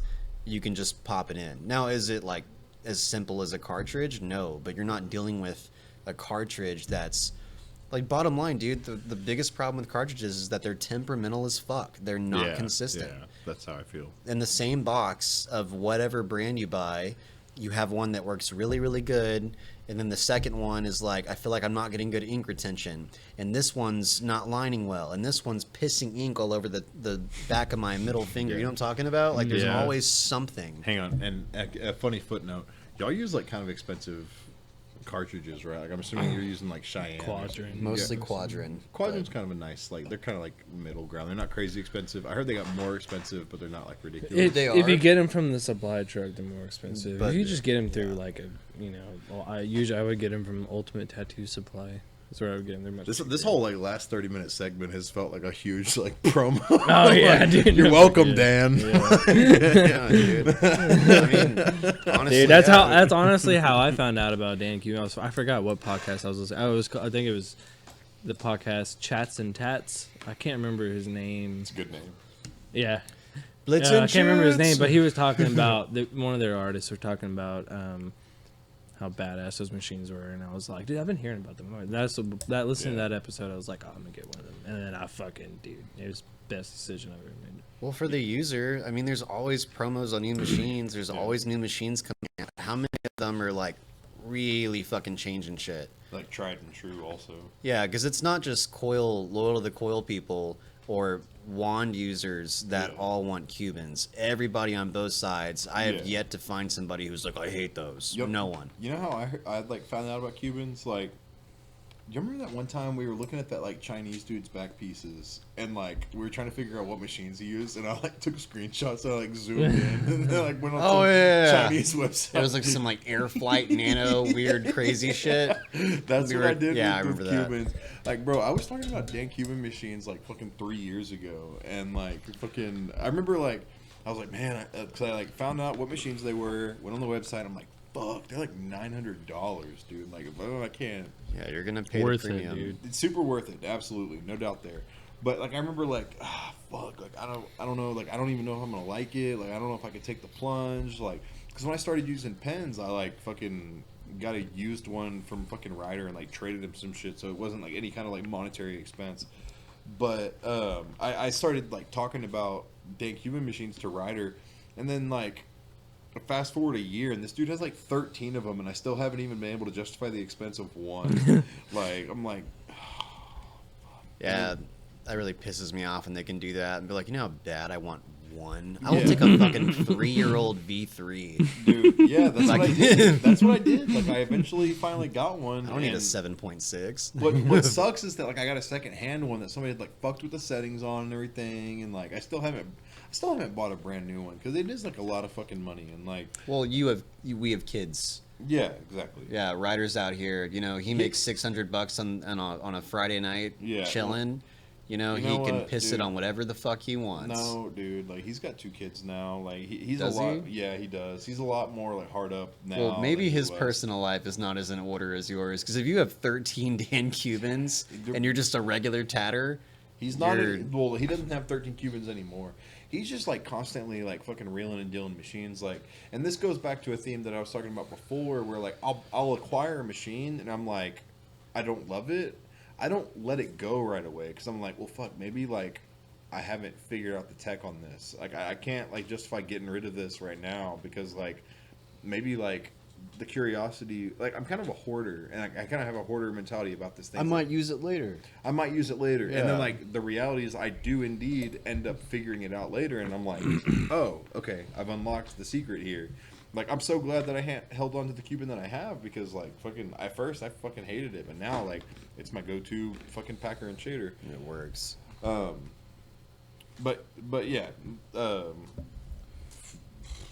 trying to loop this back around to what we were talking about before. Fucking yeah, like I'd like to get another one because like I want like right now, what I lack is a really badass like go-to power liner. Like I've tried to figure out how to, like I'm learning how to tune machines. 46er all day, brother. Hell yeah, I only use that for lining. I did one tattoo with the 46er. Had never touched one before. I did it on Calvin, actually. Little Calvin, not Calvin Walker. And David let me borrow it. And I did a Hoju, 2 Hoju on him with flames. And that thing, out of the gate, immediately just responsive. You just drop and go. It doesn't fight you at all. I know we're like doing the Dan Cuban promo at this point. No, it's fine. It's fucking. Okay, so I'd smash David's head for his machines. one thing I do want to say is that like there's something to be said about machine tunings out of the box, because I feel like it is very fair to assess a machine based on its tuning out of the box. Like the this is like a very like nitty gritty fucking like this specific podcast has turned out to be probably not super entertaining to people who don't do tattoos. Yeah. I thought we were gonna get raunchy and shit, but you know what? You Fuck want me it, to say the N word? You want me to say the F word? There, okay, so so That'll get him back. yeah, that's good. That's good. Like the workhorse machines that I have out of the box, they're tuned for like walk-in shit. So like I'm super confident putting a Type 3 up to like a 7 or a 9 in them. They're fucking awesome for that. Bryson bought like a fucking, I think it's called the Pitbull, the Adams Fury Pitbull. It's like a swing gate liner. Yeah. That is my favorite fucking machine. I Is want it one of those single coil ones? No, I bought a Ghost Dog also. I don't Oh, like- that's what it was. Yeah. Yeah, Yeah. that was my first machine. I bought a Ghost Dog also. I like the Ghost Dog. I don't like the Ghost Dog as much for like finer lining. Ironically enough, It's a niche one. yeah, it's Yeah. cool. It's really light. It's like I think it's like an aluminum frame or something. Like it's a really light machine, but for some reason I don't like it as much as the Pitbull for like a Type 3. So like if I'm setting up for like a walk-in tat that's got like line weights in it, I set up the Pitbull for the Type 3, put like just a regular 7 in the Ghost Dog, and then like whatever mag. But point being, I've never had a Dan Cuban out of the box. I want to get a Dan Cuban out of the box. That'd be me cool. too. That'd be cool as fuck to get a 46er just like straight out of the box. Like, so I'm assuming it's probably set up for lining. You know, I think that would be sick. That's all. He uses two machines. He uses a 46er and what, a 7.2, 7.3? I have like the V323 that I Oh, my mostly bad. use for shading. I But thought it yeah, was a pretty much 7. most of the time I just have to set up those two machines. What is the 46er? Is it like the same kind of configuration as like the Sidewinder, or is it? It is a Sidewinder. Okay, It's yeah. a blend. It's like what he liked from an older generation and what he liked from the newer ones, and basically just blended them for the 46er. But I think, and you would know better than I would, I think most people use them primarily as a liner. That's what I see too. Yeah. In the right, all right, I like how he says it. In the right hands, it could be used as a shader. Yeah. But in my hands, it could be used as a Yeah, fucking a chainsaw. wood chipper. Yeah. So like I don't know. Like I've seen a lot of people who like as far as shaders go, like rotary shaders with needle bars. A lot of people like those like the Mojo Box style. Yeah, for- that'll probably be my next one. Yeah. I don't I have forget that there's one like yet. 3 other machines that he makes. Oh, They're dude, so the- cool. no, Some he of just the came out with a Sidewinders. brand new one too, and it looks like your other machine, your Bowers Yeah. machine. Yeah. Yeah. Looks a lot like that. That is That'd an, be cool. that one is an interesting take on. Oh, the that. new one came out. Did y'all see that? He just released a completely new platform. Actually, I'm gonna look it up because it's really fucking cool. Hang on. While you're doing that, I'm gonna pause because I got hang on, Spider now- Murphy's. Now we're You live. fucking- yeah, you fucking. Dude, you raw want to trade enthusiasm for tattoos books. for like a cool book? I'm down. Buy Actually- your tattooer books. Yeah. This is a PSA. Please. Yeah. Please ask your tattooer what books they're looking at, because it's like a Christmas gift. Like the best Christmas gift is something that like the person may not be able to justify the expense of on their own, but like they would love to have it. So like if you're like, like what I appreciate my tattooer, what the fuck can I get them? It is beyond thoughtful. It Yes. is the perfect Yes. gift. Books And that are gift it. will live on so much more than you think it Literally, would. Yes. keeps on giving. Yeah. That's true.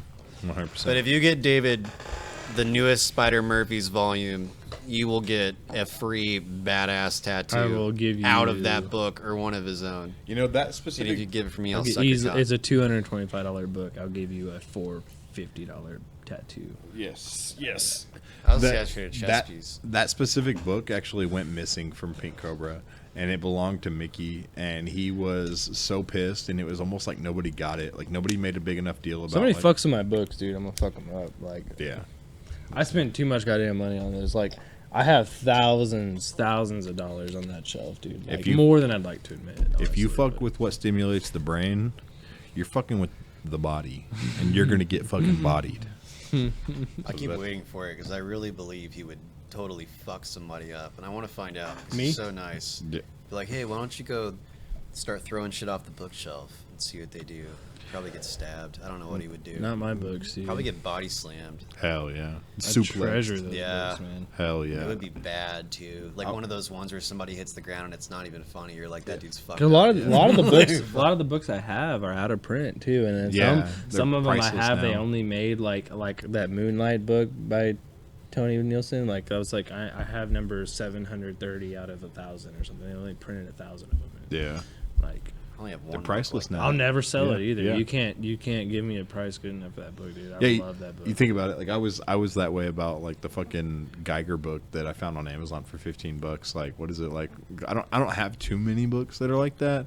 I mean, I've got like 2 of the 3 Sailor Jerry books, but like if somebody tried to buy them from me, I'd be like, Dude, those Sailor Jerry, you're talking about like the big pink, yellow, blue one. I was guest spotting at I think it was Black Point Tattoo in Corpus Christi, and one of those dudes had that book. He got it at half price books, and the half price books tag said $20 on it.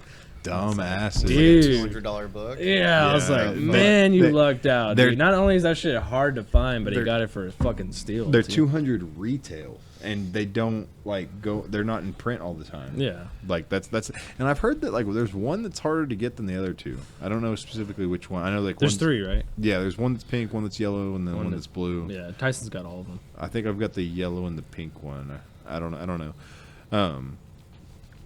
But yeah, don't be fucking with the. I mean, fuck with the books in terms of like give your tattoo Dude, artist a I book. felt so bad, like Tyson the other day.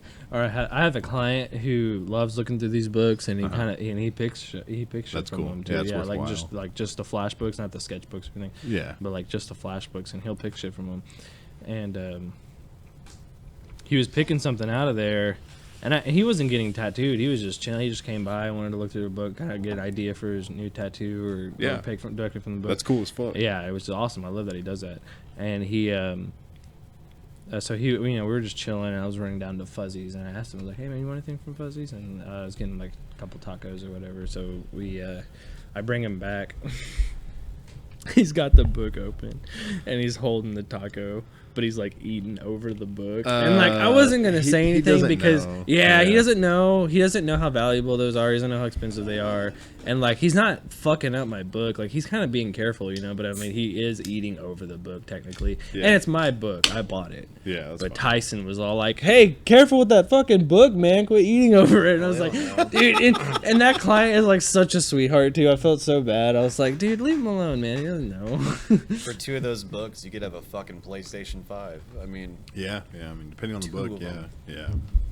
Yeah. It's lost on a lot of people.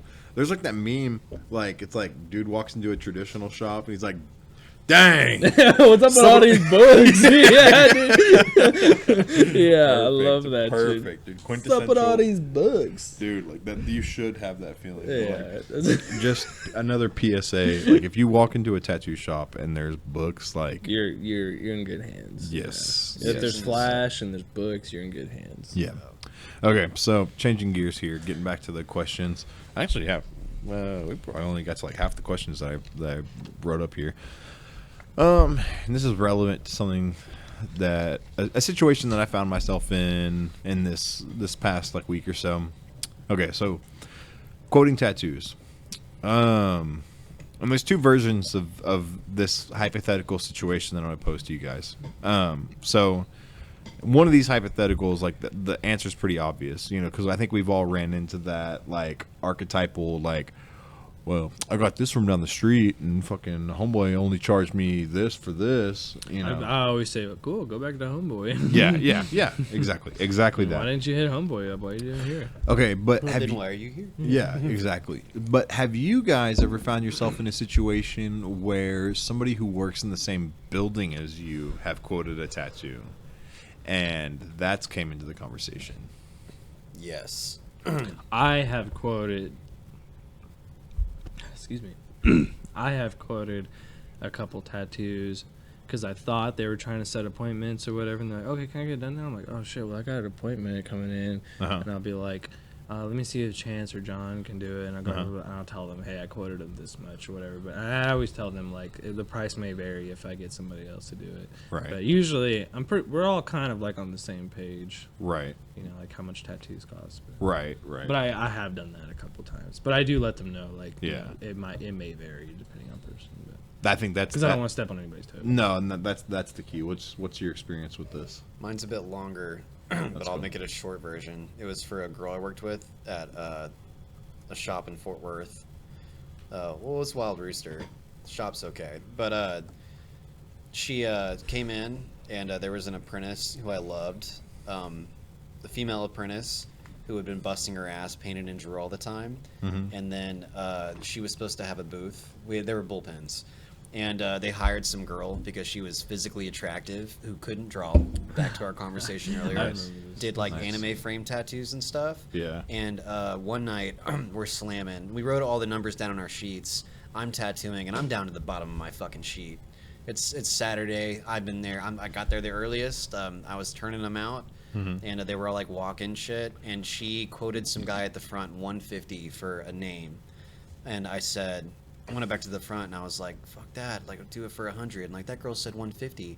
And then the girl, who I won't name, she came back around and like, Chance, I've been telling everybody at the front that, you know, lettering, and this is her own rule. She would take an hour and a half to do a name. Yeah. She was slow. She had no idea what she was doing. She couldn't draw, you know, all the reasons she shouldn't have been doing it. But she told me, why did you, she said I snaked her or something. Like, I told everybody that the clients at the front that the minimum for lettering was 120, and I quoted him 150, and you said you do it for 100. And I'd be like, and who made this rule? You? The shop minimum's 100. He wants his wife's name in Old English. Bust that shit out. And Yeah, Yeah. $100, Yeah. and Yeah. it became this big fuss. And Green actually ended up settling it. I don't know if you know. Yeah. Yeah. Sean. Yeah. Yeah. I don't know him, but I mean. Well, he came around heard and his name. basically, Great dude. Yeah. I got livid about it. About like I've done like literally 12, 13 tattoos. I'm at the bottom of my fucking sheet, filling in like our names and our thing, and she's mad because I'm all the way down at the bottom. I'm turning out walk-ins at a very regular pace, given I was only 2 years into tattooing at this time. Yeah. 2 years of actual tattooing. And she couldn't keep up. And she was mad at me for not only doing more work than her, I was doing it cleaner, I was doing it faster, and then she was telling me that she's charging this at least, basically without saying, so she could make more money. That's cool. Because Yeah, that's she cool wasn't for her. keeping up with me. Yeah, that's And, cool. Yeah, that's fine. Whatever. Well, I got pissed off because I was like, what gives you the right to overquote people because you can't keep up, because the fact of the matter is you shouldn't be here. So yes, I said that, and it caused a fuss. Okay, so that's a super interesting, because that's actually the opposite perspective than what I thought was going to be offered. Okay, so specifically the context in which I wanted to talk about this was like, should you be obligated to honor quotes that the coworkers give? So do you personally feel like, given that you quoted $100, should she then be obligated to offer her services for $100, given that you said that? No, but I don't think that she was in a position to be making decisions like that for herself. Yeah. And I don't think anybody, as basically somebody who didn't even have an apprenticeship, should be making rules for a shop of 10 plus people about what a minimum for a certain style or type of tattoo should be. Yeah, that's fair. That's So- super fair. My feeling is, like, I mean, it takes more effort for her if somebody's married to the idea of getting tattooed by her specifically for whatever reason. Just and, a like, walk-in. yeah, if they don't care, then like, yeah, okay, all right. Did I like jump over the question? Did I not? No. That's actually like a way more interesting answer than I thought I was gonna get. Yeah. Okay, so I like that. Like, and that's actually like super humbling for her. You know what I mean? Like, It was not. You would think so. like okay, all right. So that's, yeah, it puts the ball in her court too, because it's like, well, fuck it, I guess I'm gonna do it for $100. Because I feel like if her head was in the right space, it's like, well, fuck it, he's right. I'm gonna do the tattoo for that price, because like, you know. I did the tattoo, and then it became a shop kind of beef thing. Yeah. To which the end game of that was that because I didn't agree with her, I hated women. And then Sean came around and told her, "It'd be like, no, he just doesn't like you." Nice. Like, Nice. why? I'm like, well, Hell he yeah. loves V, whose booth you got hired to take, Yeah. but he doesn't like you. I'm like, why? Yeah, that is funny. No, I've heard like good things about that dude. Actually, I've worked with a lot of people that have worked with him because he's like tattooed in like this specific.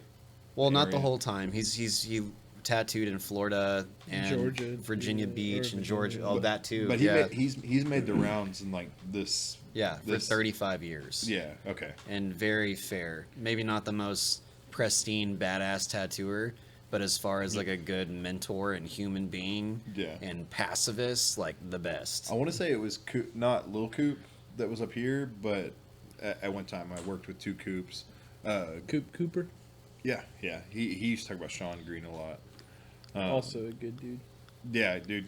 Yeah, Coop's fucking awesome. Yeah, like I miss working with him because he was just chill as fuck, and Yeah. then like just had like super based takes on like everything. Like he's cool as fuck. He's got shit figured We're out. talking about like Lil Cooper. He's got like a blood disease. He moved. No, that's the confusing part. Lil Coop. That's Lil Coop. Cooper. Not a big dude, but he was Big Coop when Lil Coop was around. Those little Cooper's just All a right, little I just bit had a littler. stroke. Yeah, it got confusing for sure. No, but Cooper, yeah, he love that dude, cool as fuck, likes my posts, love him. I think he's super fucking solid. He's got the right sensibilities about doing tats, and yeah, can't say enough good things about him. But no, okay. So like the core of what we're talking about right now, though, like that is an interesting take because like you were operating from the right place with that. You know, it's like, well, granted, my skill set, I could justify doing that for $100, and she's operating from a limited skill set, and she's wanting to charge more, and it's like, does having a limited skill set and the fact that you having a limited skill set warrants that it takes you more effort to render the tattoo? Does that warrant that you should be able to charge more? The practical answer is no. Like, you shouldn't be able to charge more just because. But I mean, I guess it's one thing if it's like her clientele, somebody that wants to get tattooed by her specifically, and they just happen to be going to her specifically for a tattoo that's going to take her more effort. Maybe that person could justify charging more. But if it's just a random walk-in that didn't even know to ask for her specifically, fuck no, baby. Like That's like greedflation. It's Yes, like I'm yes. not capable, so you have to pay a fuck you tax because I can't hack it. Yeah, Like that's yeah. I think bullshit. I think a tattooer with the right sensibilities would allow themselves to be humbled by that and be like, you know what? Okay, yes, I will honor. I'll eat that, and because the reality is not that much money. I mean, it's like, oh, I'm gonna have to charge $20 less because somebody else said that. You know what? Fuck it. Yeah, they're right. I'll do it. But on the other side, if David quotes somebody and I end up doing it, and David told him 150, I'll do it for 150. yeah, Well, first off, we are usually on the same page with price, yeah. but He's giving informed pricing though. Also, yeah. So I feel like that's fair, and Yeah. usually it's pretty on point. Like if it's 150, it's probably not that big, maybe a little big. It's very minimal. It's something that I could do Less than an hour. in less than an hour. Yeah. Yeah. Maybe not under 30 minutes, but less than an hour. So Yeah, it 'cause I falls mean, like, into that. If you think about what you're, I mean, like, I doubt anybody here is charging hourly rate, but it's like if you had to, like, if you had a figure in your head of what your hourly rate is, what's yours? Most, dude, it's crazy, man. Because I've seen a lot of fucking garbage ass not artists, excuse me. A lot of garbage ass people with tattoo machines charging $250 an hour Yeah. for. And I know, dude. I've been told a lot. I need to bring my shit up, and I probably do. And because really how I can tell is because most of the time I'll quote for a tattoo, I'll be like, oh yeah, I could do that for like $300. Like, really? That's it? And I'm like, I hate when I get that. I'm like, oh fuck. Yeah. You know? Yeah. Like, yeah. oh really? That's it? Like, I was expecting like way more. I was expecting like 500, and I was like, oh, well, maybe I need to bring my shit up. Okay, so 500 then. Yeah, I mean, no, I don't do that. But Yeah, like, once I say but- it, I say it. I can't take it back. Yeah, yeah. But I would say like pretty standard now, at least nowadays, you know, I'd maybe like 200 an hour. That's fair. But I try to like I said, I don't do hourly because I also like to take my time. because those variables too, like how difficult is that hour going to be? Because it's like if I'm tattooing on your neck for an hour, that's going to be different than if I'm tattooing on the top of your forearm for an hour. Yeah, no kidding. I definitely upcharge for stuff like that. Yeah. Yeah, so I just like to charge by the piece, dude. Yeah, I I like to agree. know the placement, size, color, just black, and I'll get like an idea in my head, maybe how long it'll take me. But to be honest, it never adds up to 200 an hour. I'm probably Yeah. cheaper. Yeah, I think so. Yeah. Unless it's like somebody I don't know, like it's different here because like there's a lot more of like a familial vibe, and like you obviously care more about your shop name than like whatever. I kind of like I gauge also like where somebody's loyalty lies whenever I think about it, because I think about like because there's two different kinds of clients, right? There's clients who are loyal. The line's probably blurred a little bit more for you because like you're I don't know, like I'm trying to figure out how to articulate this. The people who come through the doors here, you can kind of identify as being your clientele, regardless of like who is doing the tattoo. You know what I mean? Like it's not more of a small town than man. I don't know. Point being, I always try to gauge where somebody's loyalty lies, because obviously there's like a huge sector of the public whose loyalty lies with a shop. Granted, there's not for I'd imagine for you personally, there's not as much of a contrast. Like if somebody's loyalty lies with this shop, you probably still value that versus like for me, it's like if somebody's loyalty lies with the shop, because that's a lot more how the shop that I work at operates. Because you get a lot of the thing is like this is like a symptom of like a clueless public, is that like a lot of people's loyalty lies with the shop, but they think that like there's going to be equal quality of work no matter who they get their tattoo by. Right, which is like kind of like misguided. yeah, that's what I'm saying, is that like it's misguided, because it's like my level of motivation may not be reflected in all of my coworkers. So for that reason, people who I can tell their loyalty lies with the shop, like if somebody comes in and they just get assigned to me because I'm up in rotation and they've been tattooed by fucking 8 different people in the shop because there's like 12 that work there, it's like, well, your loyalty doesn't lie with me, and you're not even asking me for anything cool, so it's like I'm going to charge you like shop prices.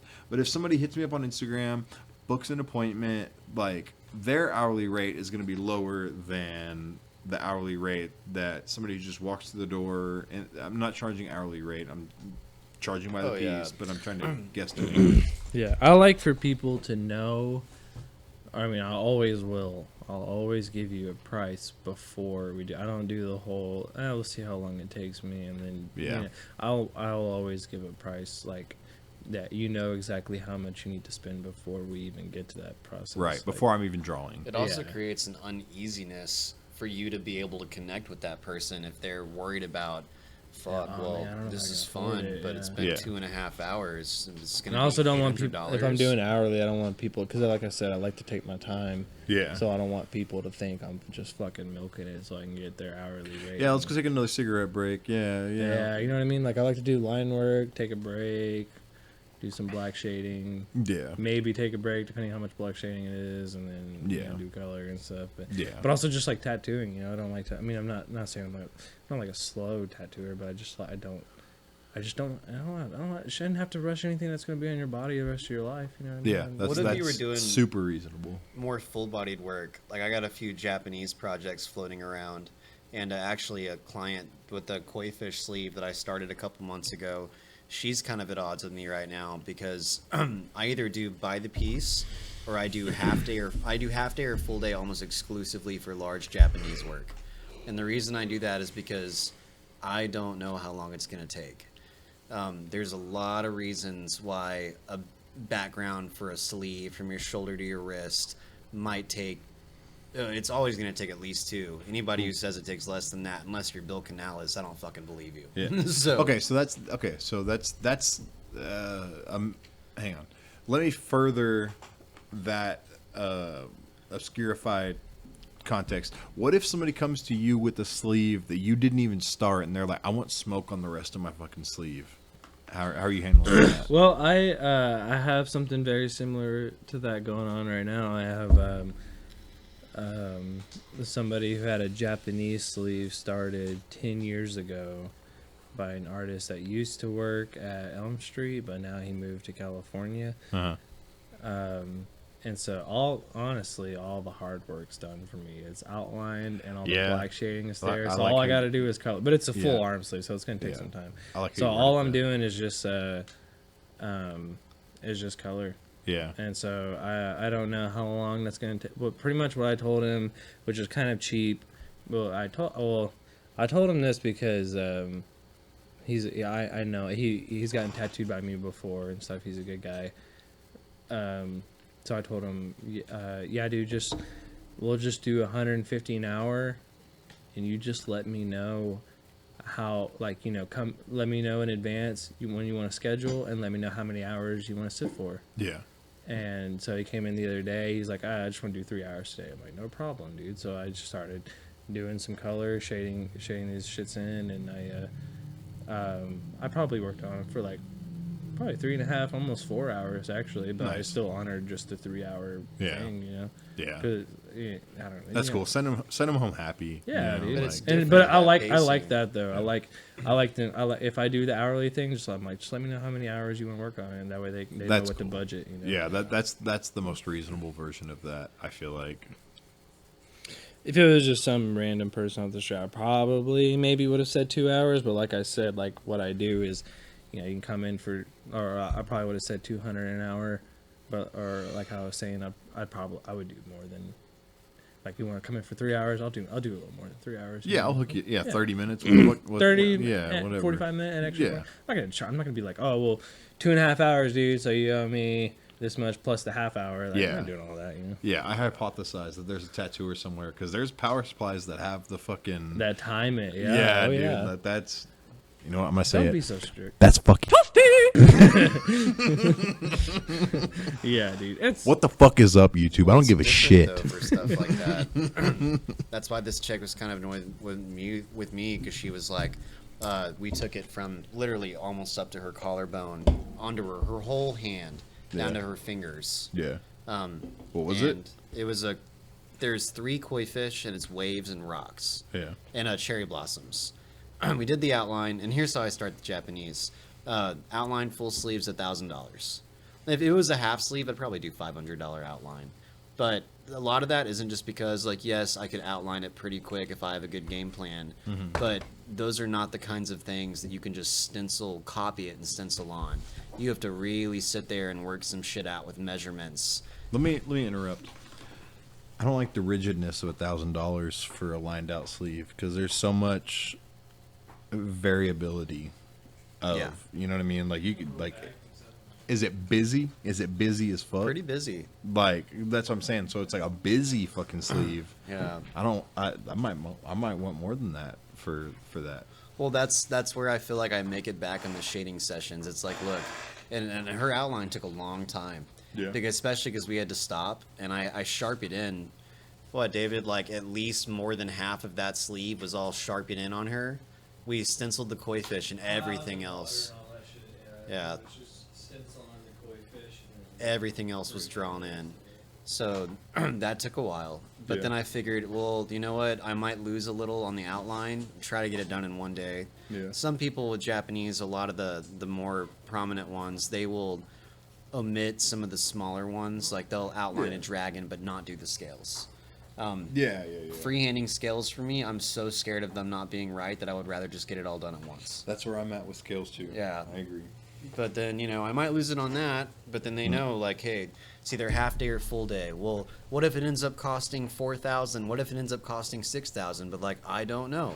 That's Yeah, why I yeah. can't say, like, oh, it's this much, it's this much. All I People know don't is like that though. Is the thing too. I know, but that's how you have to do it. Because Yeah, at I one agree. point, either they're going to, if I feel like I'm overcharging them, I will end up doing the last couple sessions for free. Yeah. If I really feel like it's a problem, I'll even tell them, like, hey, we got probably 1.5 sessions left. Just come in and we'll do it. I'm not going to charge you for it. Yeah, I think trusting the process also involves trusting your artist and their like Yeah. ethics about that kind of shit. But when you agree to it, it's like, okay, this isn't a one-shot. Like, if I just did a koi fish by itself, maybe some waves around it, it's easy for me to say, it's this big, it's going to be $900. Colored, maybe 2 sessions, easy.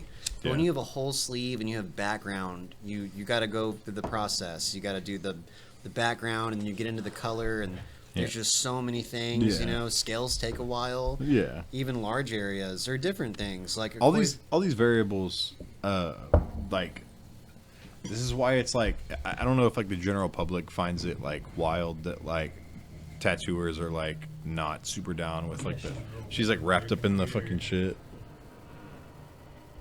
Hang on, we got some super unique problems here. Where's her? Shit, my bad. I didn't know it was like that. I was just gonna put her back in. She might. I mean, she's locked in. Okay, come on, just chill out, Susan. We'll figure it out later. What's she doing? okay. I don't know. Was she acting pissy? No. I just thought she'd She's like all wrapped up in the fucking. I don't know. I think that's a mouse cord. let her. Yeah, whatever. Strike mode. That's Is that what that is? I'm trying not to be like a fucking pussy about the snake. I'm not scared of snakes or anything, but also like I don't want to have like an adverse relationship with Susan here. She seems tight. She's a little stressed, but she's never bit anyone, so you got that on your side. Hell yeah! If she was bro. gonna bite anybody, she would have bit me by now for sure. I've had to like pull her out of the bottom of the truck. We almost lost her on the way home from getting her. Hell yeah! Yeah. But you literally, her bite would hurt you about as much as an ant bite would hurt you. Oh, okay, I don't cool. believe that or shit at all. I think it hurt a little bit more than an ant I looked bite. it up on Reddit, and people make jokes like on Reddit. They're like, "Oh no, I finally got bitten by the most dangerous snake in the world. I am dying. Farewell. Keep all my photos that I submitted to this subreddit." And then they show their bite, and it's like a little tick on their nose. I 'Cause they haven't decided to get I in the haven't snake's been face. bit by Susan, but I've been bitten by a rat that I bought to feed her with. Nice. And Oh, dude, that's not nice, that but- shit hurt so bad, and it bled for like 3 fucking days, dude. It was a deep puncture. Chance, did you get bitten by my sister's dog? I was very drunk at your house. Bro, my sister's parents' dog is a house. fucking asshole, Menace. dude. Kinda Was it a dude. small dog? He's a toy Aussie, so it's like half Chihuahua, half Australian Shepherd. Oh, so he's a bitch. Yeah, dude, like he's a fucking asshole, and he will just like the reason I ask is specifically in the context of like him being at my parents' house. Those are the contexts in which he likes to fucking bite people. Like your first or second like visit to my parents' house, he will fucking bite you. And the thing is too, like he presents himself as like a really nice, like little fucking like civilized boy, and then like oh nice, like I love you, like fucking you like pick him up and hold him, and then like you're like petting him and he's like, oh wait, I don't like that, and then like fucking will like fucking bite you on the face. What a little dick. Dude, he's a fucking like you know I like remember that. I have a unique relationship with this dog because I think like he. Okay, I'm trying to like think how to word this without sounding like a fucking Chad. Like I wanted to say he respects my authority. He's never he's never bitten me. I don't know if he like reads it on me that I will throw his little bitch ass down if he fucking bites me. He's never bitten me, but he's bitten like my fucking treasured friends on the fucking face. Like I felt really bad for my buddy Marcos because like fucking it was like at the Halloween party however many years ago, and fucking like Marcos picked him up and was like, oh yeah, like I'll invite you into my private space, like fucking you seem like a nice dog. And then like fucking his name's Dakota bit Marcos on the face, and then everybody laughed for some reason. Like nobody stepped up to like discipline the dog, and Marcos is like, I want to see some fucking justice here. Like, fuck you guys. I just got bit on the face. Yeah, and then so Marcos just like leaves, which is like kind of a part of Marcos' personality. Like, fucking. I wouldn't have taken it that far. Yeah, shout out to Marcos. Like, fucking go check out Zen Sounds on XEN Sounds on Instagram. Fucking awesome musician, tight dude. But Don't like dogs. yeah, I mean, he just don't like getting bit on the face by dogs. That's Imagine fair. that. But like, yeah, like it just like it was like his honor was fucking besmudged, and you know, he I'd just be a wasn't gonna bit kick my irritated sister's. Yeah, if yeah. I went to yeah. a friend's house and a dog bit me on the face, and nobody was like dealing with it at all. Yeah. I would have at least given like a, I'm so sorry. Put the dog in the fucking Yeah. bathroom or the yard. Like, Yeah. I'm sorry. Do you want a beer, dude? He's a little shit.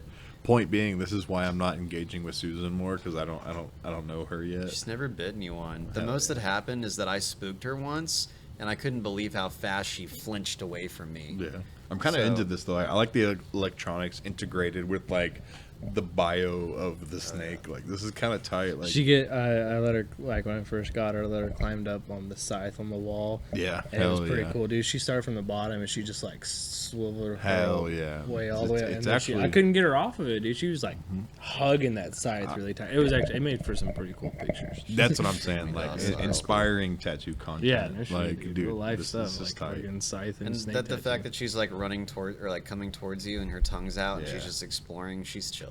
Yeah, this is. She's not. She's just like, what's happening on over here? I'm having a. My mic got quiet all of a sudden. Wait. Hang on. What the fuck? This is weird. My headphones get quiet all of a sudden. The car ran good. It ran real good. Oh, she might be on your knob. Oh. Yeah. I should have worded that better. She might be on your volume knob on your mixer. Oh, I think that is exactly what it is. Yep. I think that's it.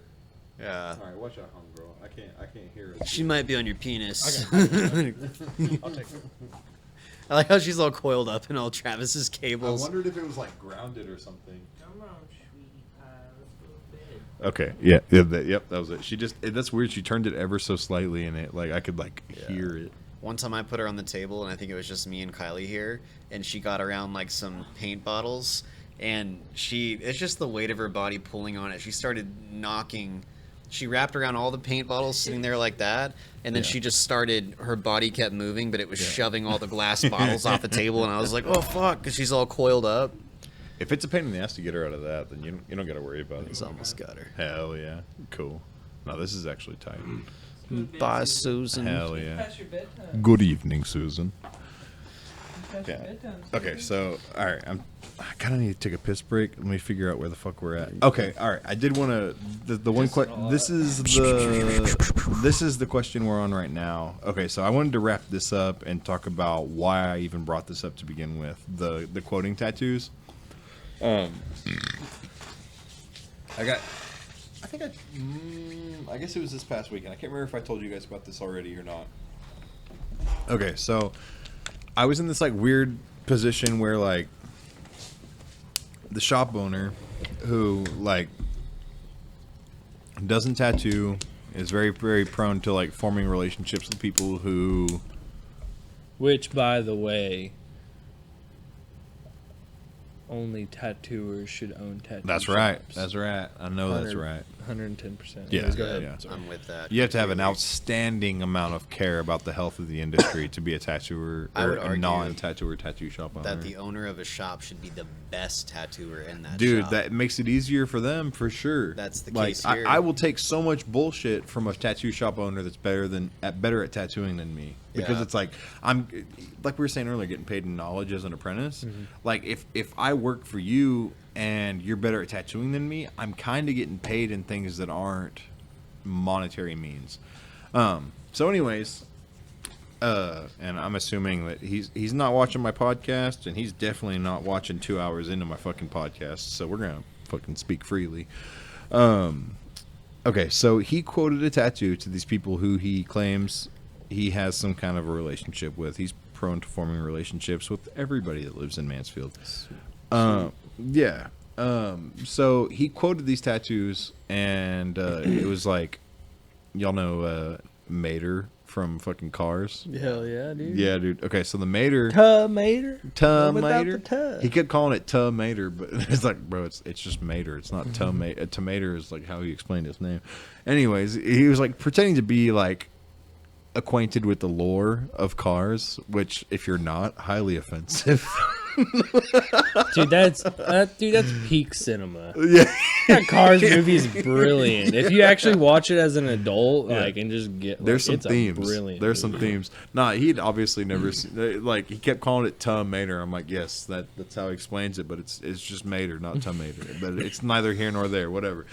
Anyways, the reference that she had for the Mater was like a black and gray, really shitty tattoo, and you know you'd be stoked to see that as a tattooer because you're like, oh, you want that? Okay, I can knock that out of the fucking I'll park. do it better than the picture. Yes. You'll be even happy. We love that, right? Love it. Like, dude, I will kill that tat. You're like, no matter how I've this heard- comes out, this is going to be good to them. I've Yeah. heard Yeah. I've heard Tyson say like somebody will show him a reference photo and he'll be like, well, do you want it to look all shitty like that? It's fucking awesome. Me, I won't say anything. I'll be like, love okay, it yeah, when he cool, I can talks do to that, and people like knowing that I can do a much better job, and then just Yeah. let take the magic away from it. Let Yeah. them be like, whoa, this is Yes. better than I expected. Yes, Yeah. everything exactly the way you phrased it. Exactly that. Okay, so, and then she had her Buzz Lightyear reference, which was like color realism Buzz Lightyear. She wanted, Yeesh. and I'm like, he quoted you 200 for this one, and she's like, yeah, and I'm like, okay, check it out, like.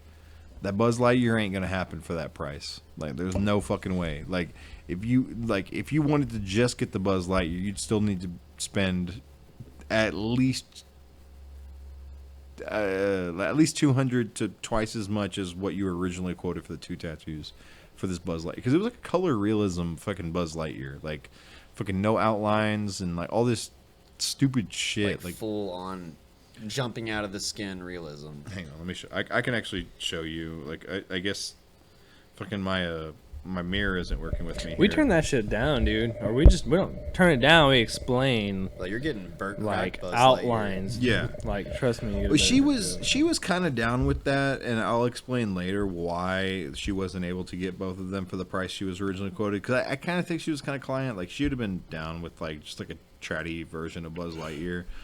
But what ended up happening was, so like, this is the Buzz Lightyear reference that she showed. Oh Jesus! It's a horrible picture It too. really Yeah, is. it's not. Is that a tattoo? Yeah, it was. That's the mater. $200 for that mater. Oh man. All day, baby. Hell yeah. Yeah, all right day. fucking now. All day. Okay, so anyways, like, I tell her, like, okay, mater, absolutely happening. Like, you want it black and gray, like, or Even better. I kind of fucked up, and I don't think I said, like, yeah, we can do that, mater. I don't think I specified that she wanted it black and gray. I drew it out, and the way I drew it out, it was like it needed to be about that big to get the level of detail.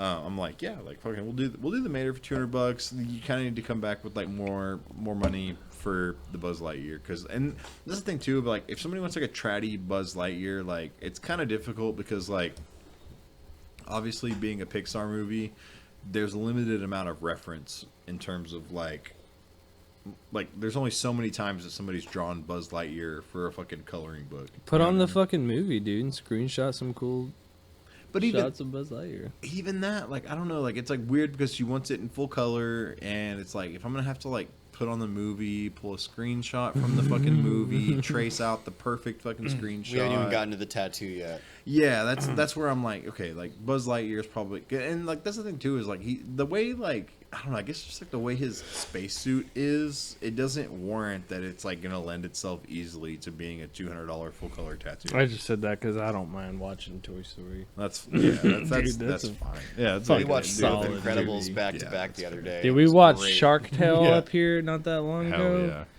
We got Babe's Chicken to go and watch Shark Tale, and I haven't laughed that hard in a long time, and I still quote it to this. Yes, dude, he does the shrimp voice perfectly. My brother in Christ, if that ain't real tat dog shit, I don't know what. Yeah, is. dude, the mafia sharks, like, that's fucking gold, dude. Tyson's Like, down for it too. We were like, Hell put on yeah. a Pixar kids movie, and Dude. he'll put it on as soon as we get back in from smoking a cigarette. Yeah. We're watching Incredibles. yeah, dude. Like, fucking- Bro, if Tyson co-signs, and everybody in the shop's watching it too. Yeah. that's how you know Tyson co-signed on it. So he's got the 10-year to be able to really co-sign on the real tat dog shit. Oh, yeah. I took but- my earbuds out and paused Fallout to watch. Hell watch yeah. Incredibles. Yeah. So what we settled on was like, okay, Buzz Lightyear not realistic for this price point. The Mater I can do for $200. I'm thinking she just wants black and gray. Granted, this had already been passed up by one of my coworkers. So this got posed to one of my coworkers, $200 for each, and he's like, "Yeah, I can do the Mater for that, but the Buzz Lightyear I can't do that for $200." And he was, then the shop owner's like, "All right, fuck you." And then that's when the shit rolled downhill to me, and I'm like, "Okay, yeah." And if he's been cultured by the experience he had with the first artist that he posted to, he's like entertaining the idea that, okay, maybe the Buzz Lightyear is not practical for $200. So I'm talking to her. I'm like, like, we'll talk about the Buzz Lightyear, maybe not. I'll do the Mater for $200. And then after I've already drawn it up and everything, she's like, oh yeah, and by the way, I want it in full color. And I'm like,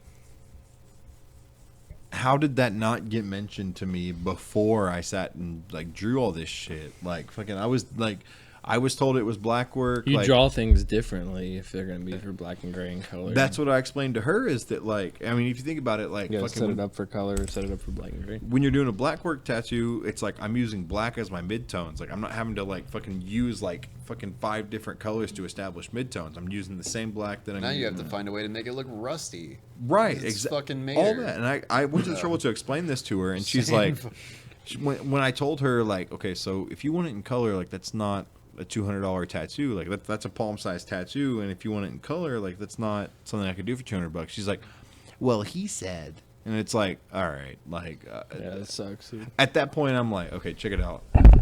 First of all, he's not the one doing your tattoo, so there's no situation in which you should be holding me responsible for the prices that he gives you. Second of all, if you're set on getting this tattoo for $200, let me go ask everybody in this shop if there's anybody who's down to do it for $200. I'll go find, like, maybe somebody's down, like, but I'm not the one. And I didn't say it like with that much zest, you know, like I'm like, respectfully, I'm not willing to do this tattoo for $200, but let me go ask around, and I'll set you up with somebody. So from him to me, the shit rolled downhill, and then from me to the chick that's like fresh out of her apprenticeship, the shit rolled downhill. And I guess it could be argued that like if anybody deserved to have to do this tattoo for $200, it was her. But this girl went to like art school and shit. Like she could like fucking like slay tats. Like fucking like she's like a very very like capable. She might bang it out. She's a very capable contemporary tattooer. She doesn't do like my kind of tats, and like I like it. It's neither here nor there. She could slay some fucking tats, and his approach had refined itself twice whenever he found out. Because I pulled Zach aside and I'm like, hey, check it out. I'm not going to do this girl's tat for $200. I'm definitely not doing the Buzz Lightyear, and she just unveiled to me that she wants the Mater in color, so I'm not doing that. He's like, all right, cool. So he goes to her, and he's like, he takes my line drawing. He's like, hey, you want to do this? She's like, yeah, is it black work or color? And he just walks away. doesn't tell her a price, doesn't tell her if it's black work or color, because she prefers to do black work. Like she's really good at black and gray. Doesn't tell her shit. So she gets invested in this tattoo for like fucking 3 hours. And then at the very end of this 3 hours, which had her at the shop an hour after close, which like the close is midnight. She was there till 1 in the morning. I ended up being there at 1 in the morning because first of all, given the context, I can't justify leaving early. But also like I'm of that like, well, somebody's still tattooing. Why the fuck are we leaving? Meanwhile, everybody else in the shop is like leaving an hour early and shit. And I'm just like hanging out. I'm like, well, fuck it. I guess I'll just hang out and drink some beer or whatever. So yeah, she ended up investing 3 hours in this tattoo and then had to find out after the fact that it was a $200 tattoo because of what the owner had promised. And it's like, bro, this is not it. Like this is so like this is not how this works. yeah, like I don't know. Like this is like the furthest end of the spectrum from like fucking like, okay, well one of my coworkers gave a reasonable price. Maybe my price was like unreasonable, so I'll honor that. You know, the approach that Homegirl should have taken in the situation that you described. On the opposite end of things, there's like honoring ridiculous fucking prices that somebody else gave, and like you have to honor that price just because of the fact that like you feel like they have some perceived authority over you. And Yeah, no, we don't play that here. I actually love that that's not the case here. well, it's a tattooer owned fucking shop. Like fucking like it's like everybody here is like fucking like not ludicrous. Like fucking like everybody here is like of a, you know, like stable mental state and like doesn't have any kind of inflated ego or something. See that's if there's any advantage of like perceivably underquoting, it's that like, because I'll do it too, like I'll underquote things because I'm like stoked about the piece or like whatever the fuck it may be. You know, like if you're staying busy, what the fuck is the problem with underquoting? Because that's the thing. Like I think some people from the outside looking in are like, $150 an hour? Are you fucking serious? It's like, well, yeah, but it's like how many hours of the week am I getting paid $150 an hour?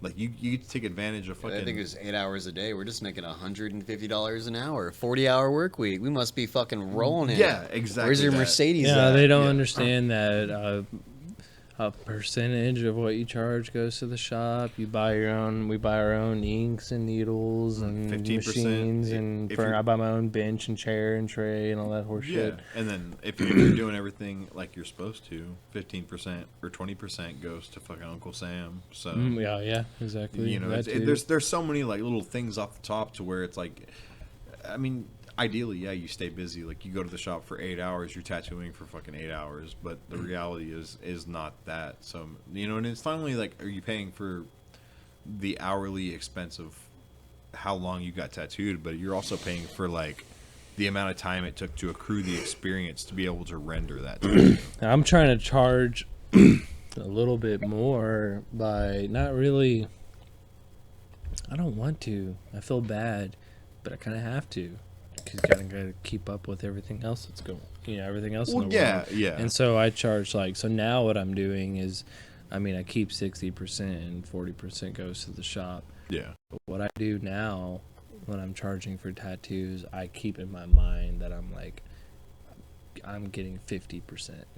That's So yeah, it's all that's like, responsible. yeah, as so fuck. it's all like, but I'm really not getting. I'm getting 60%. But that's what I do when I charge for tattoos. I'm like, okay, well, think of it as if you're getting 50% and see what that Yeah. if that 50% is worth it. Yeah. So that's kind of like my way of giving myself a raise, I guess. Hell yeah. But- David, you look like the president right now with the two mics pointed at you. You're like, all right, check it out. Here's what I think. Everybody, shut the fuck up. Hold up. Hurry! Hold up. On that note, I'm going to pause real quick because guess what? I got to piss again. Just to make shit clear, I don't give a fuck about this laptop. Okay.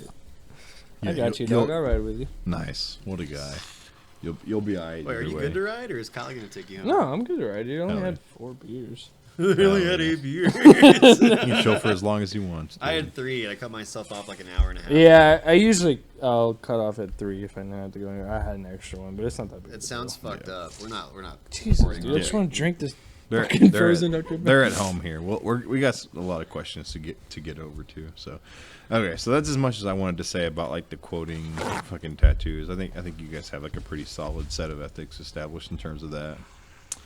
So this question we actually more honestly. we went over this one, the getting inspired by people around you, fucking actually doing shit versus like fucking just being pieces of shit. We went over this one too early on because we were talking about how what the fuck is it called, Threads.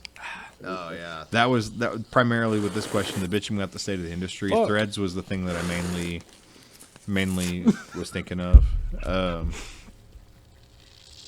All right, okay, cool. Boy, you suck that. Does that like? Is it Please tell me partially? you're recording. Is it, yeah, I am. it's It's frozen. partially and frozen, It kept yeah. rising up. Yeah, so I was trying It's to. still- Why'd you put it's it in the still done. freezer? I forgot about it. I just wanted it to be nice and cold for me This later. isn't the first time this has happened though. Usually it explodes in the freezer. I forget about it. Yeah. Yeah. Okay, so, all right. Somebody walks in who's never been here before. You have no impression.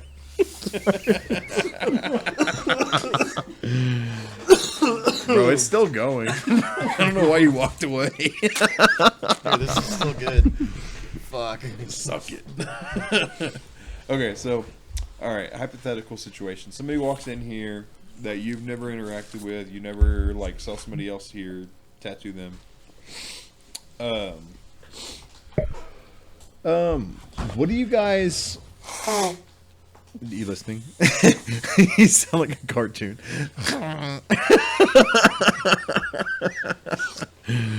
Okay. All right. What do you guys hate hearing from potential clients? Like, what are your What's your client? shot minimum? Yeah, that's fair. The same shit everybody else thinks. I hate the question, how much is a sleeve? Yeah, I fucking yeah. despise that question. Yeah, we talked about that earlier. Yeah. So like what okay, so beyond like can you guys think of anything that you feel like maybe a hot take in terms of like Did you see that thing I shared on my story on Instagram a couple of days ago where it's like some artist made a bit and it was like tattoo DMs in real life and it was like guy walks in. He's like, "How much for a tattoo?" And he just turns around and and then walks he's all out, like, yeah. "Well, it just depends. Is it color, size?" And then he just fucking walks right out the door. Yeah, that, dude. four Yes, letters. that. No, like I actually kind of like tried to allude to that specific post earlier because it's like fucking people aren't trying to hear that, like, which is wild because it's like you asked a fucking question, sit around for the fucking answer. It's like a lot of people, I guess, are incapable of like getting the depth of the answer to the question that they asked. Okay, so like, yeah, no, absolutely that. Like asking for a quote on a sleeve, like, yeah, we talked about that. Such like, a ridiculous question. yeah, it's like, what do you want for your sleeve? Like, I mean, it's your, like, I've seen Avar, like, okay, so How like, much is a car? yeah, how much is a used car? How much like, is a used car? yeah, like, what is the used car? Like, I don't know. I've seen things that I would turn down. I've seen Avar take on, where it's like fucking homie wants like a whole chest of fucking clouds, and I'm like, bro, get your fucking chest tattooed first, and then we'll talk about clouds. Yeah, I won't do it actually. Yeah, But, I like- won't. But I've seen Avar do it, and Avar's like, Avar's a trooper. Like he's a symbol within tattooing. Like I want for you guys to be aware of him. Like fucking heed him. Like fucking Heed his clouds and sun rays. yeah. Like bro, he's really out here doing it. And his doves, I bet. There's always a dove in there Yeah, somewhere. yeah. I mean, bro, like they don't And a even know. clock. Bro, if Yeah. to these people, like if you suggest, like, all right, I'm hearing that you want a sleeve of clouds. You've got 2 tats on your arm, and you want the rest to be clouds. Check this out. What if we do a dove? And they're like, oh my god, a dove? Like it's like you read my mind. I didn't even know I was thinking that. And it's like, Just make up Bible verses. How about Psalm 16:69 yeah, and they're like, with a dove I don't even know. holding a what- piece of paper? Yeah, Fun the fact: I've spelled that shit wrong before on a tattoo. Psalms. Yeah, but it wasn't my fault because I told him I was like 3 times. So I always do. Yeah, Anytime there's lettering in a tattoo, yeah. when I have the Make when I them have write the it drawing print out, I'm like, make sure that shit's spelled correctly, and it says what you want to say. He's like, okay, cool. I stencil it. I tell him again, make sure that's because I'm not a speller. I can spell some stuff, but I'm not like don't. I didn't fucking get into rely on- this Yeah, because I want to fucking spell shit yeah, right. I didn't want to Literally do make letter them write words it. at all. So, yeah, and I told him he checked out the stencils. Like, make sure again that shit's spelled correctly. And then Yeah. he's like, yeah, it's spelled correctly. And I thought it was. I didn't know. It's like, that word's actually fucking hard. What is it, like PALMS or something like that? PS. PSALMS. Yeah, there's an Yeah, S in okay, see, there. I just spelled it wrong again. Well, actually, it's not. There's Psalms, 2 it's S's. Psalm, right? Psalms, Is yeah. it yeah. plural? It's not palms, psalms. Yeah, Yeah. he hit me up the day Soft after P. he came by the Like shop. He's all psychedelic. like, "Hey, I posted on Facebook and someone called me out because I spelled wrong." And I was It's like, yo, well, "Dog." you're a fucking idiot then. I was like, "That sucks, man. I mean, maybe we can discuss a cover up and just do a whole new tattoo, but I mean, I can't fix that shit. How do you fix that? Because I forgot how I spelled it. But It would be cool if I somebody felt was bad. like, I just want cloud filler. Like, how about this? We do one of those like Japanese blackout background sleeves where your whole arm is just gonna be rolling fucking clouds blackout style. And that I'd be down for. Be like, I just want cloud filler, and be like, how about struggling with this Dr. you stop being. And Could what tell. else kills me too is that There's it's no more such a liquid in it. bitch move. It's just essentially saying, I just want coverage so that other people perceive me as being heavily tattooed, instead of actually showing any long-term interest or value in what I put on my body. I just want to have coverage. How do you guys feel about people coming in and they want a tattoo on their hand, but they don't got shit on their arms? Hang on, I asked the questions here. Oh yeah, you're right. My bad. My bad. no, I'm lying. I kind of got. It kind of got me thinking. I about like that. I like that. because I No. had somebody the other day. No, that's a valid question. Oh, Um, shit, Their shut the age fuck up. matters. No, I'm sorry, dude. I didn't mean to do you like that. I'm sorry. No, like, well, You're in our house, goddamn. you're absolutely There right. you go, bro. Thanks for having me, dude. This is fun, man. I tell you this I'm every having time. a good time, dude. Oh, I'm having a yeah. good time. I'll be the first piece of Oh. shit to say that if you're like some meth head, junkie looking type and you're willing to pay the money, I'll do whatever the fuck you want. Yeah, If I think you're a fucking loser and your life's going nowhere, and this tattoo can't make your state of life any worse than it already is, I'll do whatever the fuck you want. Fuck, I'm dropping But if you're a normal, upstanding human being, Fuck, I know, dude. It's- The reason it hurts so much is because like what you're saying is like kind of true in terms of how I think about it. Like, okay, everybody yes, thinks it. I'm just saying it. no, yeah, no, like specifically in the context you just described, like, bro, like I've put someone's first tattoo on their fucking face. Like it was Bad move, brother. it was a girl, and it was like, look, like it Even was like worse. it was like almost touching her fucking tragus. Like it was like right up in here, and like it was a tiny little flower, like, or no, it was a butterfly. And like I don't know, like it's like weird because you're torn between two worlds, right? Like fucking, if it seems like an upstanding individual and you're trying to save them from themselves, then yes, save them from themselves. But like it's like If you're an irredeemable shitbag, that, but here's also how like much if it they costs. Let's do it. if they're just like radiating the vibe that they're just gonna go somewhere else and have somebody else. That's true. do Yeah. it. So, okay, that's a good argument because I've had Tyson told me that before. I was like, man, I don't know because, like, isn't that like a rule? Like, I mean, isn't that silly? Them to getting like job stoppers and they're 18 years old and But Tyson's like, if you don't do it, they're gonna go right down the road, and they're not gonna do a good job on it. They've made up their mind. They can't. Yeah, do you it. may like they're Yeah. adults, dude. You're Yeah. you're 18. You're an adult. You can make your own decisions. So if that's a good point. Like like if they're gonna do it no matter what. So you may as well, maybe depending. I don't know if it depends if you have a conscience or not, but you may as well Yeah. do it. And Yeah. at least here, they're safe, and Yeah. and we're gonna do a good job. They're on it. probably gonna get a good tattoo for a that good price. that thing specifically furthers the existential crisis that you may have in the wake of that, because it's like it's easy to be like, well, fuck it, I'm not going to do it because I'm not going to put my name on that. But it's like I mean, I don't know. Like, what do you here it's like super easy because you know that like the only other place that they're likely to go, they're going to get a stupid fucked up version of the tattoo. if that they're they going to want. Burleson, yeah. Yeah, I mean they are like fucking where the fuck they going to drive? No.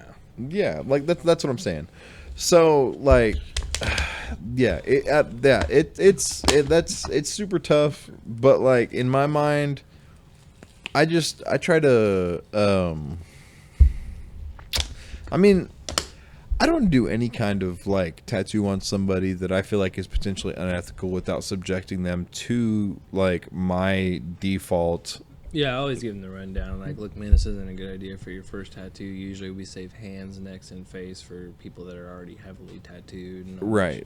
Tell them why. And tell Yeah. them- But I mean, at the end of the day, they're an adult, dude. They're gonna make their own decisions, and they're just if you don't do it, they're gonna go somewhere else, or even worse, they'll get a homeboy out of the garage to do it. Yeah, and the other thing is too, like it's like fucking I don't want my name on it. If like, especially if they're getting like a dumb tattoo. I mean, on one hand, it's easier for us to get through that process if they're at least getting a cool tattoo on their hand. But like, it's like if my name is on it, and I don't even think they're of the personality to even like, like I don't know about you, but like, I've had to like have a conversation with like all my like homies that I've tattooed like extensively. I've always like had to have the conversation with them where I'm like, listen, like, yes, we are homies, but like when somebody asks you who did your tattoos because they're impressed and they're looking for a tattoo artist, don't tell them like, oh, my homeboy Travis did them. I'm like, tell them Travis Baldwin at Blood Moon Tattoo did these. That way, because it's like that homie or homeboy word and used in the It context of completely devalues your expertise. yeah, it's like, oh, you hear homeboy or homie in that sentence, it's like, oh, well, he's working out of a garage, or Blood Moon is a fucking garage. It's like, yeah, no. Blood Moon's on the Blood Moon. Yeah, It's like, cracked in. yeah. So, yeah, I don't know. It puts me in a weird space whenever somebody wants something on their fucking hand or something, because it's like it better be a sick tat, or like they better put off certain vibes about that specific thing. Did one not that long ago. I'm not proud of it, but yeah, there was a guy who came in. He works at fucking Chipotle, and he's 19 years old, and he wanted a fucking lion head on his hand, and I gave him that whole spiel. Look cool. It turned out pretty cool. I didn't take a picture of it because I don't like doing shit like that. I can do it, but I don't like people knowing that I can do it because I don't want people asking me for that shit. But I mean, dude, I needed the fucking money. I was like, Yeah, that hits on a major. yeah, man. I was like, if you really want to do this, dude. I mean, you're an adult. You can make your own decisions. But I'm just telling you, like, usually,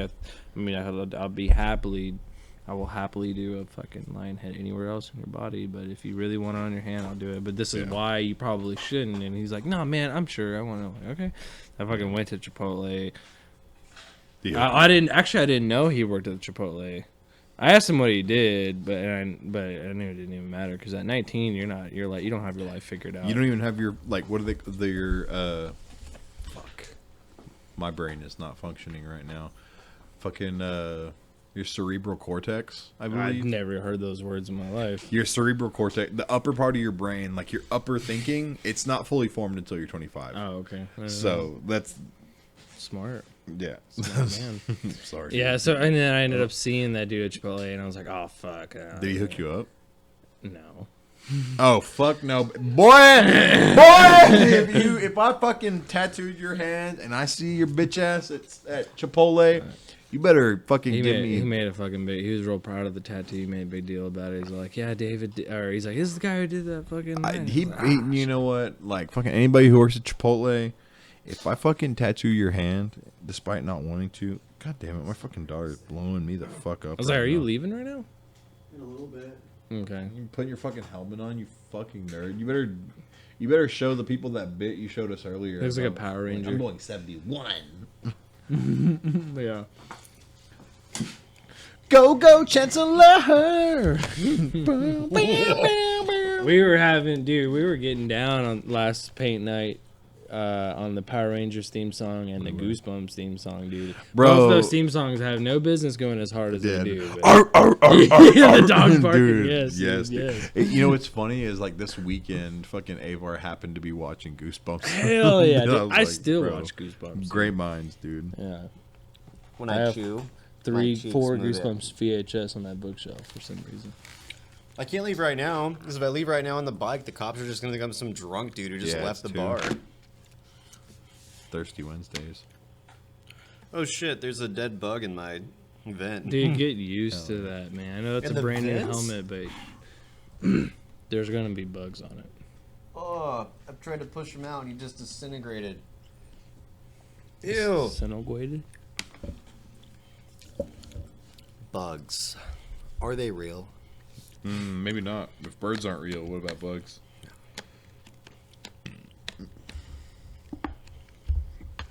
Makes me think, how many bugs have you killed on your bike? How many bugs have I eaten on my bike? Bro, y'all ever How many gone bugs like have I on, fucking swallowed on my bike? y'all ever gone like on a long road trip and then like you see your car like after yeah. the 12-hour drive, like fucking mass. Oh, yeah, grave. dude. I was just got back gross. from the hill country and I saw the biggest dragonfly I'd ever seen in my life just cooking on my fucking intercooler in my car.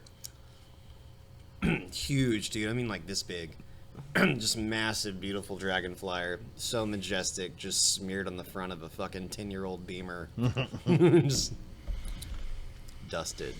You know, I bet if you hit that thing riding, it would hurt. Yeah, like I was telling you, I had a grasshopper hit me in the eye, Ooh, and that shit made me want to What kind of helmet do you wear? I wasn't wearing one at the time. that's cool. Yeah, We rode a. Bro, okay, I hang always on. wear helmets. I'm sorry. This brings up a valid conversation. What kind of glasses do you wear? These, I don't know. I just got them from America's Best in Merlin.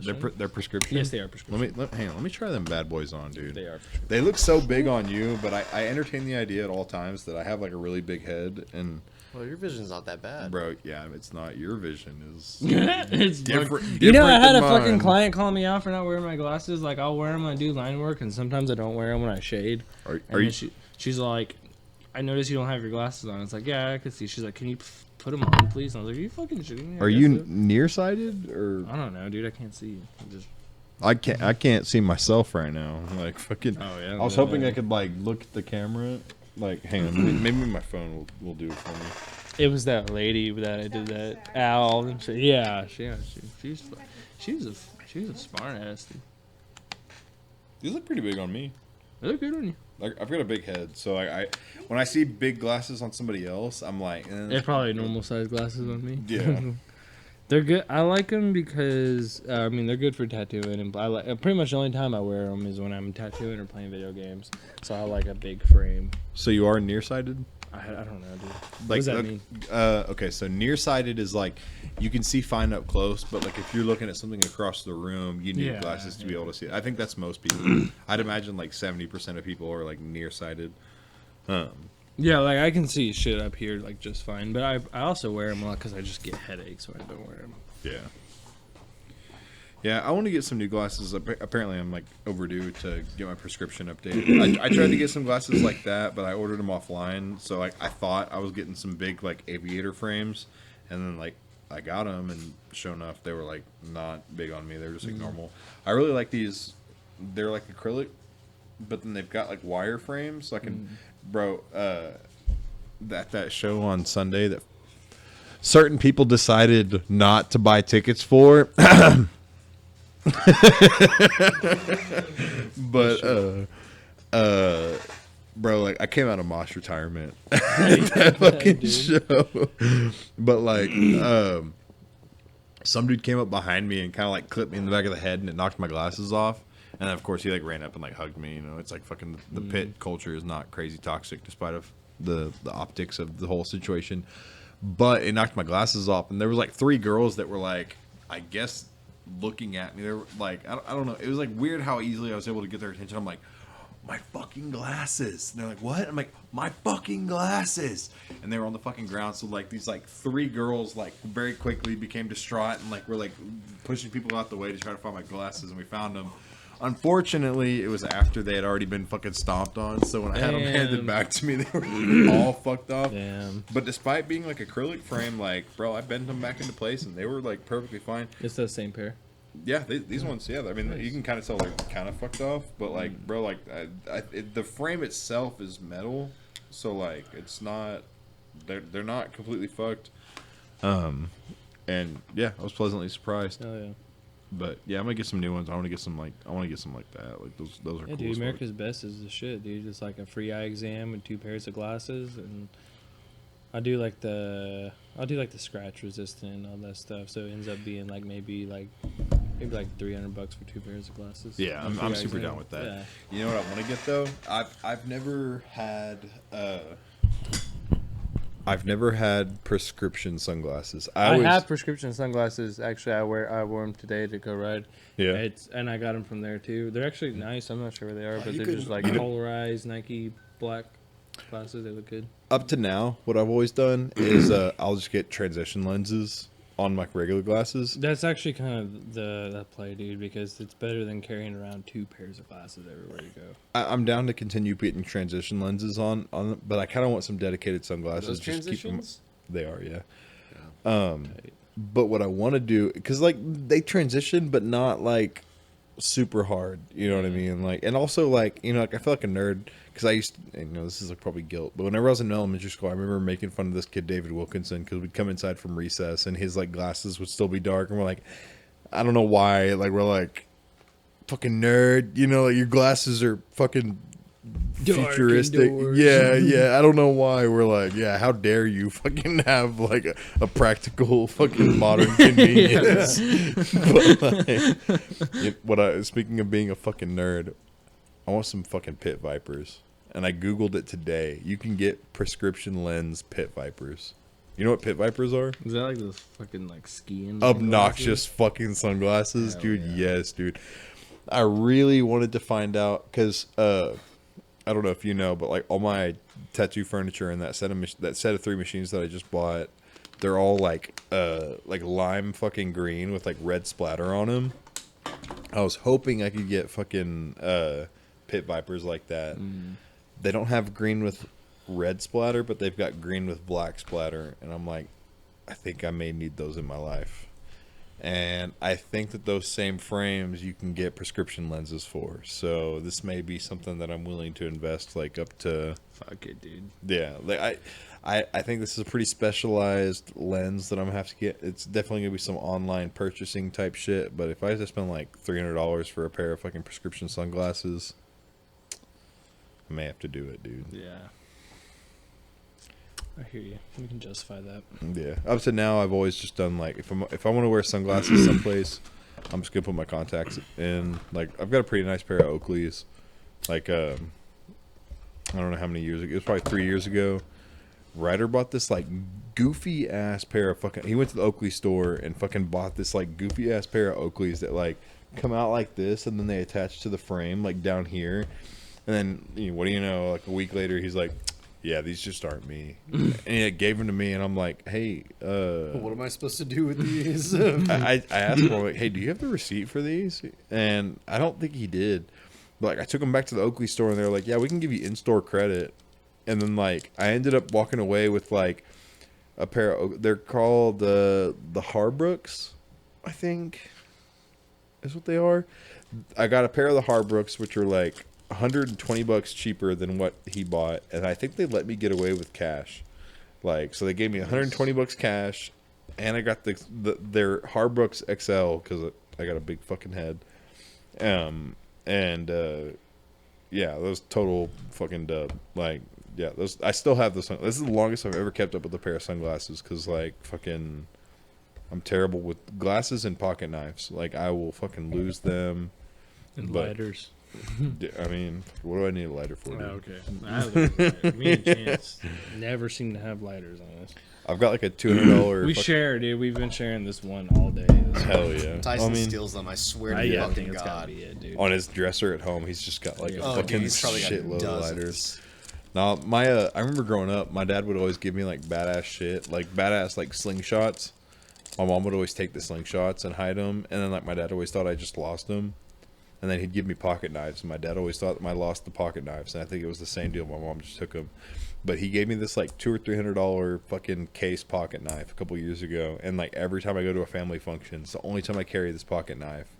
I put that fucking pocket knife in and I'm like, every time he asks me about it, I'm like, I got it right here. Right here. And I'm like, you know what? I'm worthy Don't live of with your. mom. She can't take it. Yeah, I'm worthy of your pride now. Like, look, I can keep up with this fucking knife, but it's not the pocket knife that I'm gonna feel okay about opening a fucking box with. And at that Kublai Khan show the other day, I had to throw him a pocket knife because I didn't know. Oh yeah, yeah. I I've didn't- actually gone into the factory and had to go back to my car because I had a knife on me. I didn't know Calvin was going back to the car with this fucking iPad. Otherwise, I would have just handed it to him. Yeah, right. Rather than just throwing it out, this sucks. But then come to find out that same pocket knife that I was carrying is like $9.95 on Amazon right now. So I just ordered myself a new one.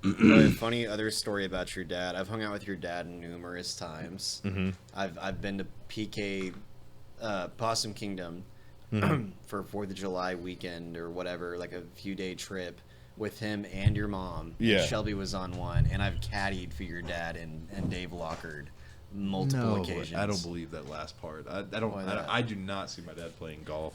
No, him and fucking Dave Lockard, it wasn't just them, it was actually fucking a couple other rich dudes. They would go up to that one right off 35. Yeah, yeah. And I don't know what your dad did. I think they all just kind of stood around drinking beer. That's but, fair. Yeah, maybe so. Yeah, that's but no, funny they were as fuck. definitely at the fucking golf course. I believe it. Because that was Maybe. the same summer, the second time we went to Possum Kingdom. Yeah, I believe at the lake. Yeah, that's my dad's environment. And then for your sure. dad got really mad at some guy who was with some chick there because he kept sticking his head behind the boat when it was running, and we were like on a. Imagine that. Yeah, Yeah. that's the quintessence of my dad's like personality. He is snapped. getting upset at someone for their own well-being. Yeah, that is funny as fuck. That actually hits on the story with the Lockards about the fucking oars on that fucking boat, and my mom like bitching somebody out that she thought was you. About the oars? Yeah, yeah. Oh, the losing them thing? No, Yeah, that was yeah, Billy. I yeah. got blamed for a lot of shit. he Yeah, did. yeah. That's good. That's good content. I'm pretty sure it we was go him at the pretty golf far back. course. He had a whole group. Your dad was one of them. Maybe he wasn't one of the golf guys. I thought I remembered it being that way, but it was definitely at PK. And I remember your dad, and him and your mom were drinking pretty good. And we were all on a huge boat they kept down there, and some drunk dude. There were like friends of the Lockards or somebody. I don't think they were there with Shelby and your mom and dad. They were like, there's just a bunch of people got together, and there's like probably 15, 20 of us on Dave's boat. And he's just drunk as shit, trying to impress the fucking teenage girls, which was pissing off the older adults too. Yeah, Because this guy was like 30 years old. I don't know who the fuck he was. bro, you a creep. And he just kept sticking his head. There's a ladder that goes down behind the engine. It's a Yeah. pretty big boat still. Yeah. And he stuck his head back there to do something. And I remember your dad, Dave went off, and then your dad like went on a full. He was a really nice man, by the way. Like He a is, really he is. relaxed, like loving father-like dude. And he Yep. fucking full-on cuss, yelled, screamed at this dude. My dad's nice until he's not. Yeah. Fucking idiot. I don't know. It was Yeah. awesome. Yeah. Maybe we were teenagers and we were just all sitting there quietly, like, do you see that? Yeah, if you wonder where I get it, I've never seen you snap. I don't really snap. I remember fucking being on the dock at nighttime, and I had my acoustic guitar because I didn't fucking go anywhere like that without it. You're like, And- anyways, brother, this and one's Wonderwall. Dave and your mom and dad and Trish Locker made me sit there and play one of my songs in front of everybody, including your sister and her friend that was there, and it was so fucking awful. Bro, I remember at the funny thing about that, like being pressured to play something, that the Halloween party this past year, and we played like all our original set, and like afterwards my mom was like, so do you guys have any like covers, something that maybe the old folks know? You We're play Malice in Chains or something? Well, they wanted to hear like we're actually right now we're working on Seek and Destroy, because one of the wrestlers at MPX wants a Seek and Destroy cover for his intro. That'd be kind of cool. It will be cool, yeah. I'm kind of excited. Like, it's a 7-minute song, so obviously we're not going to cover the whole 7-minute song. Just cover the good parts. That's where we're at. We're trying to figure out the cool parts. David and I and his roommate got a little jam session going a couple weekends ago. That's cool. That's And healthy we did as fuck. okay. Well, most of it was pretty bad because none of us knew. We only knew parts of songs. In fact, I think David was the only one who like seemed to really, really fucking the ones you were playing, but I had no idea. We all three had different tastes, so we finally settled on like basic shit. Like started playing the White Stripes and shit like that. Hell yeah. We're just grooving with it. Yeah. Hell yeah. We played Santeria. Hell yeah. And we were trying to. Actually, I think the best thing we did is that we just started playing like some Midwestern emo sounding jam. That ended up sounding pretty fucking Yeah, dude, cool. just play 3 chords and then we all just fucking get a rhythm with it. It's pretty cool. It's a good time. On that note, I'm gonna wrap up the podcast so I can fucking start breaking all this shit down. But we can continue next week if y'all are down. Sounds good. I'm down. Hell yeah.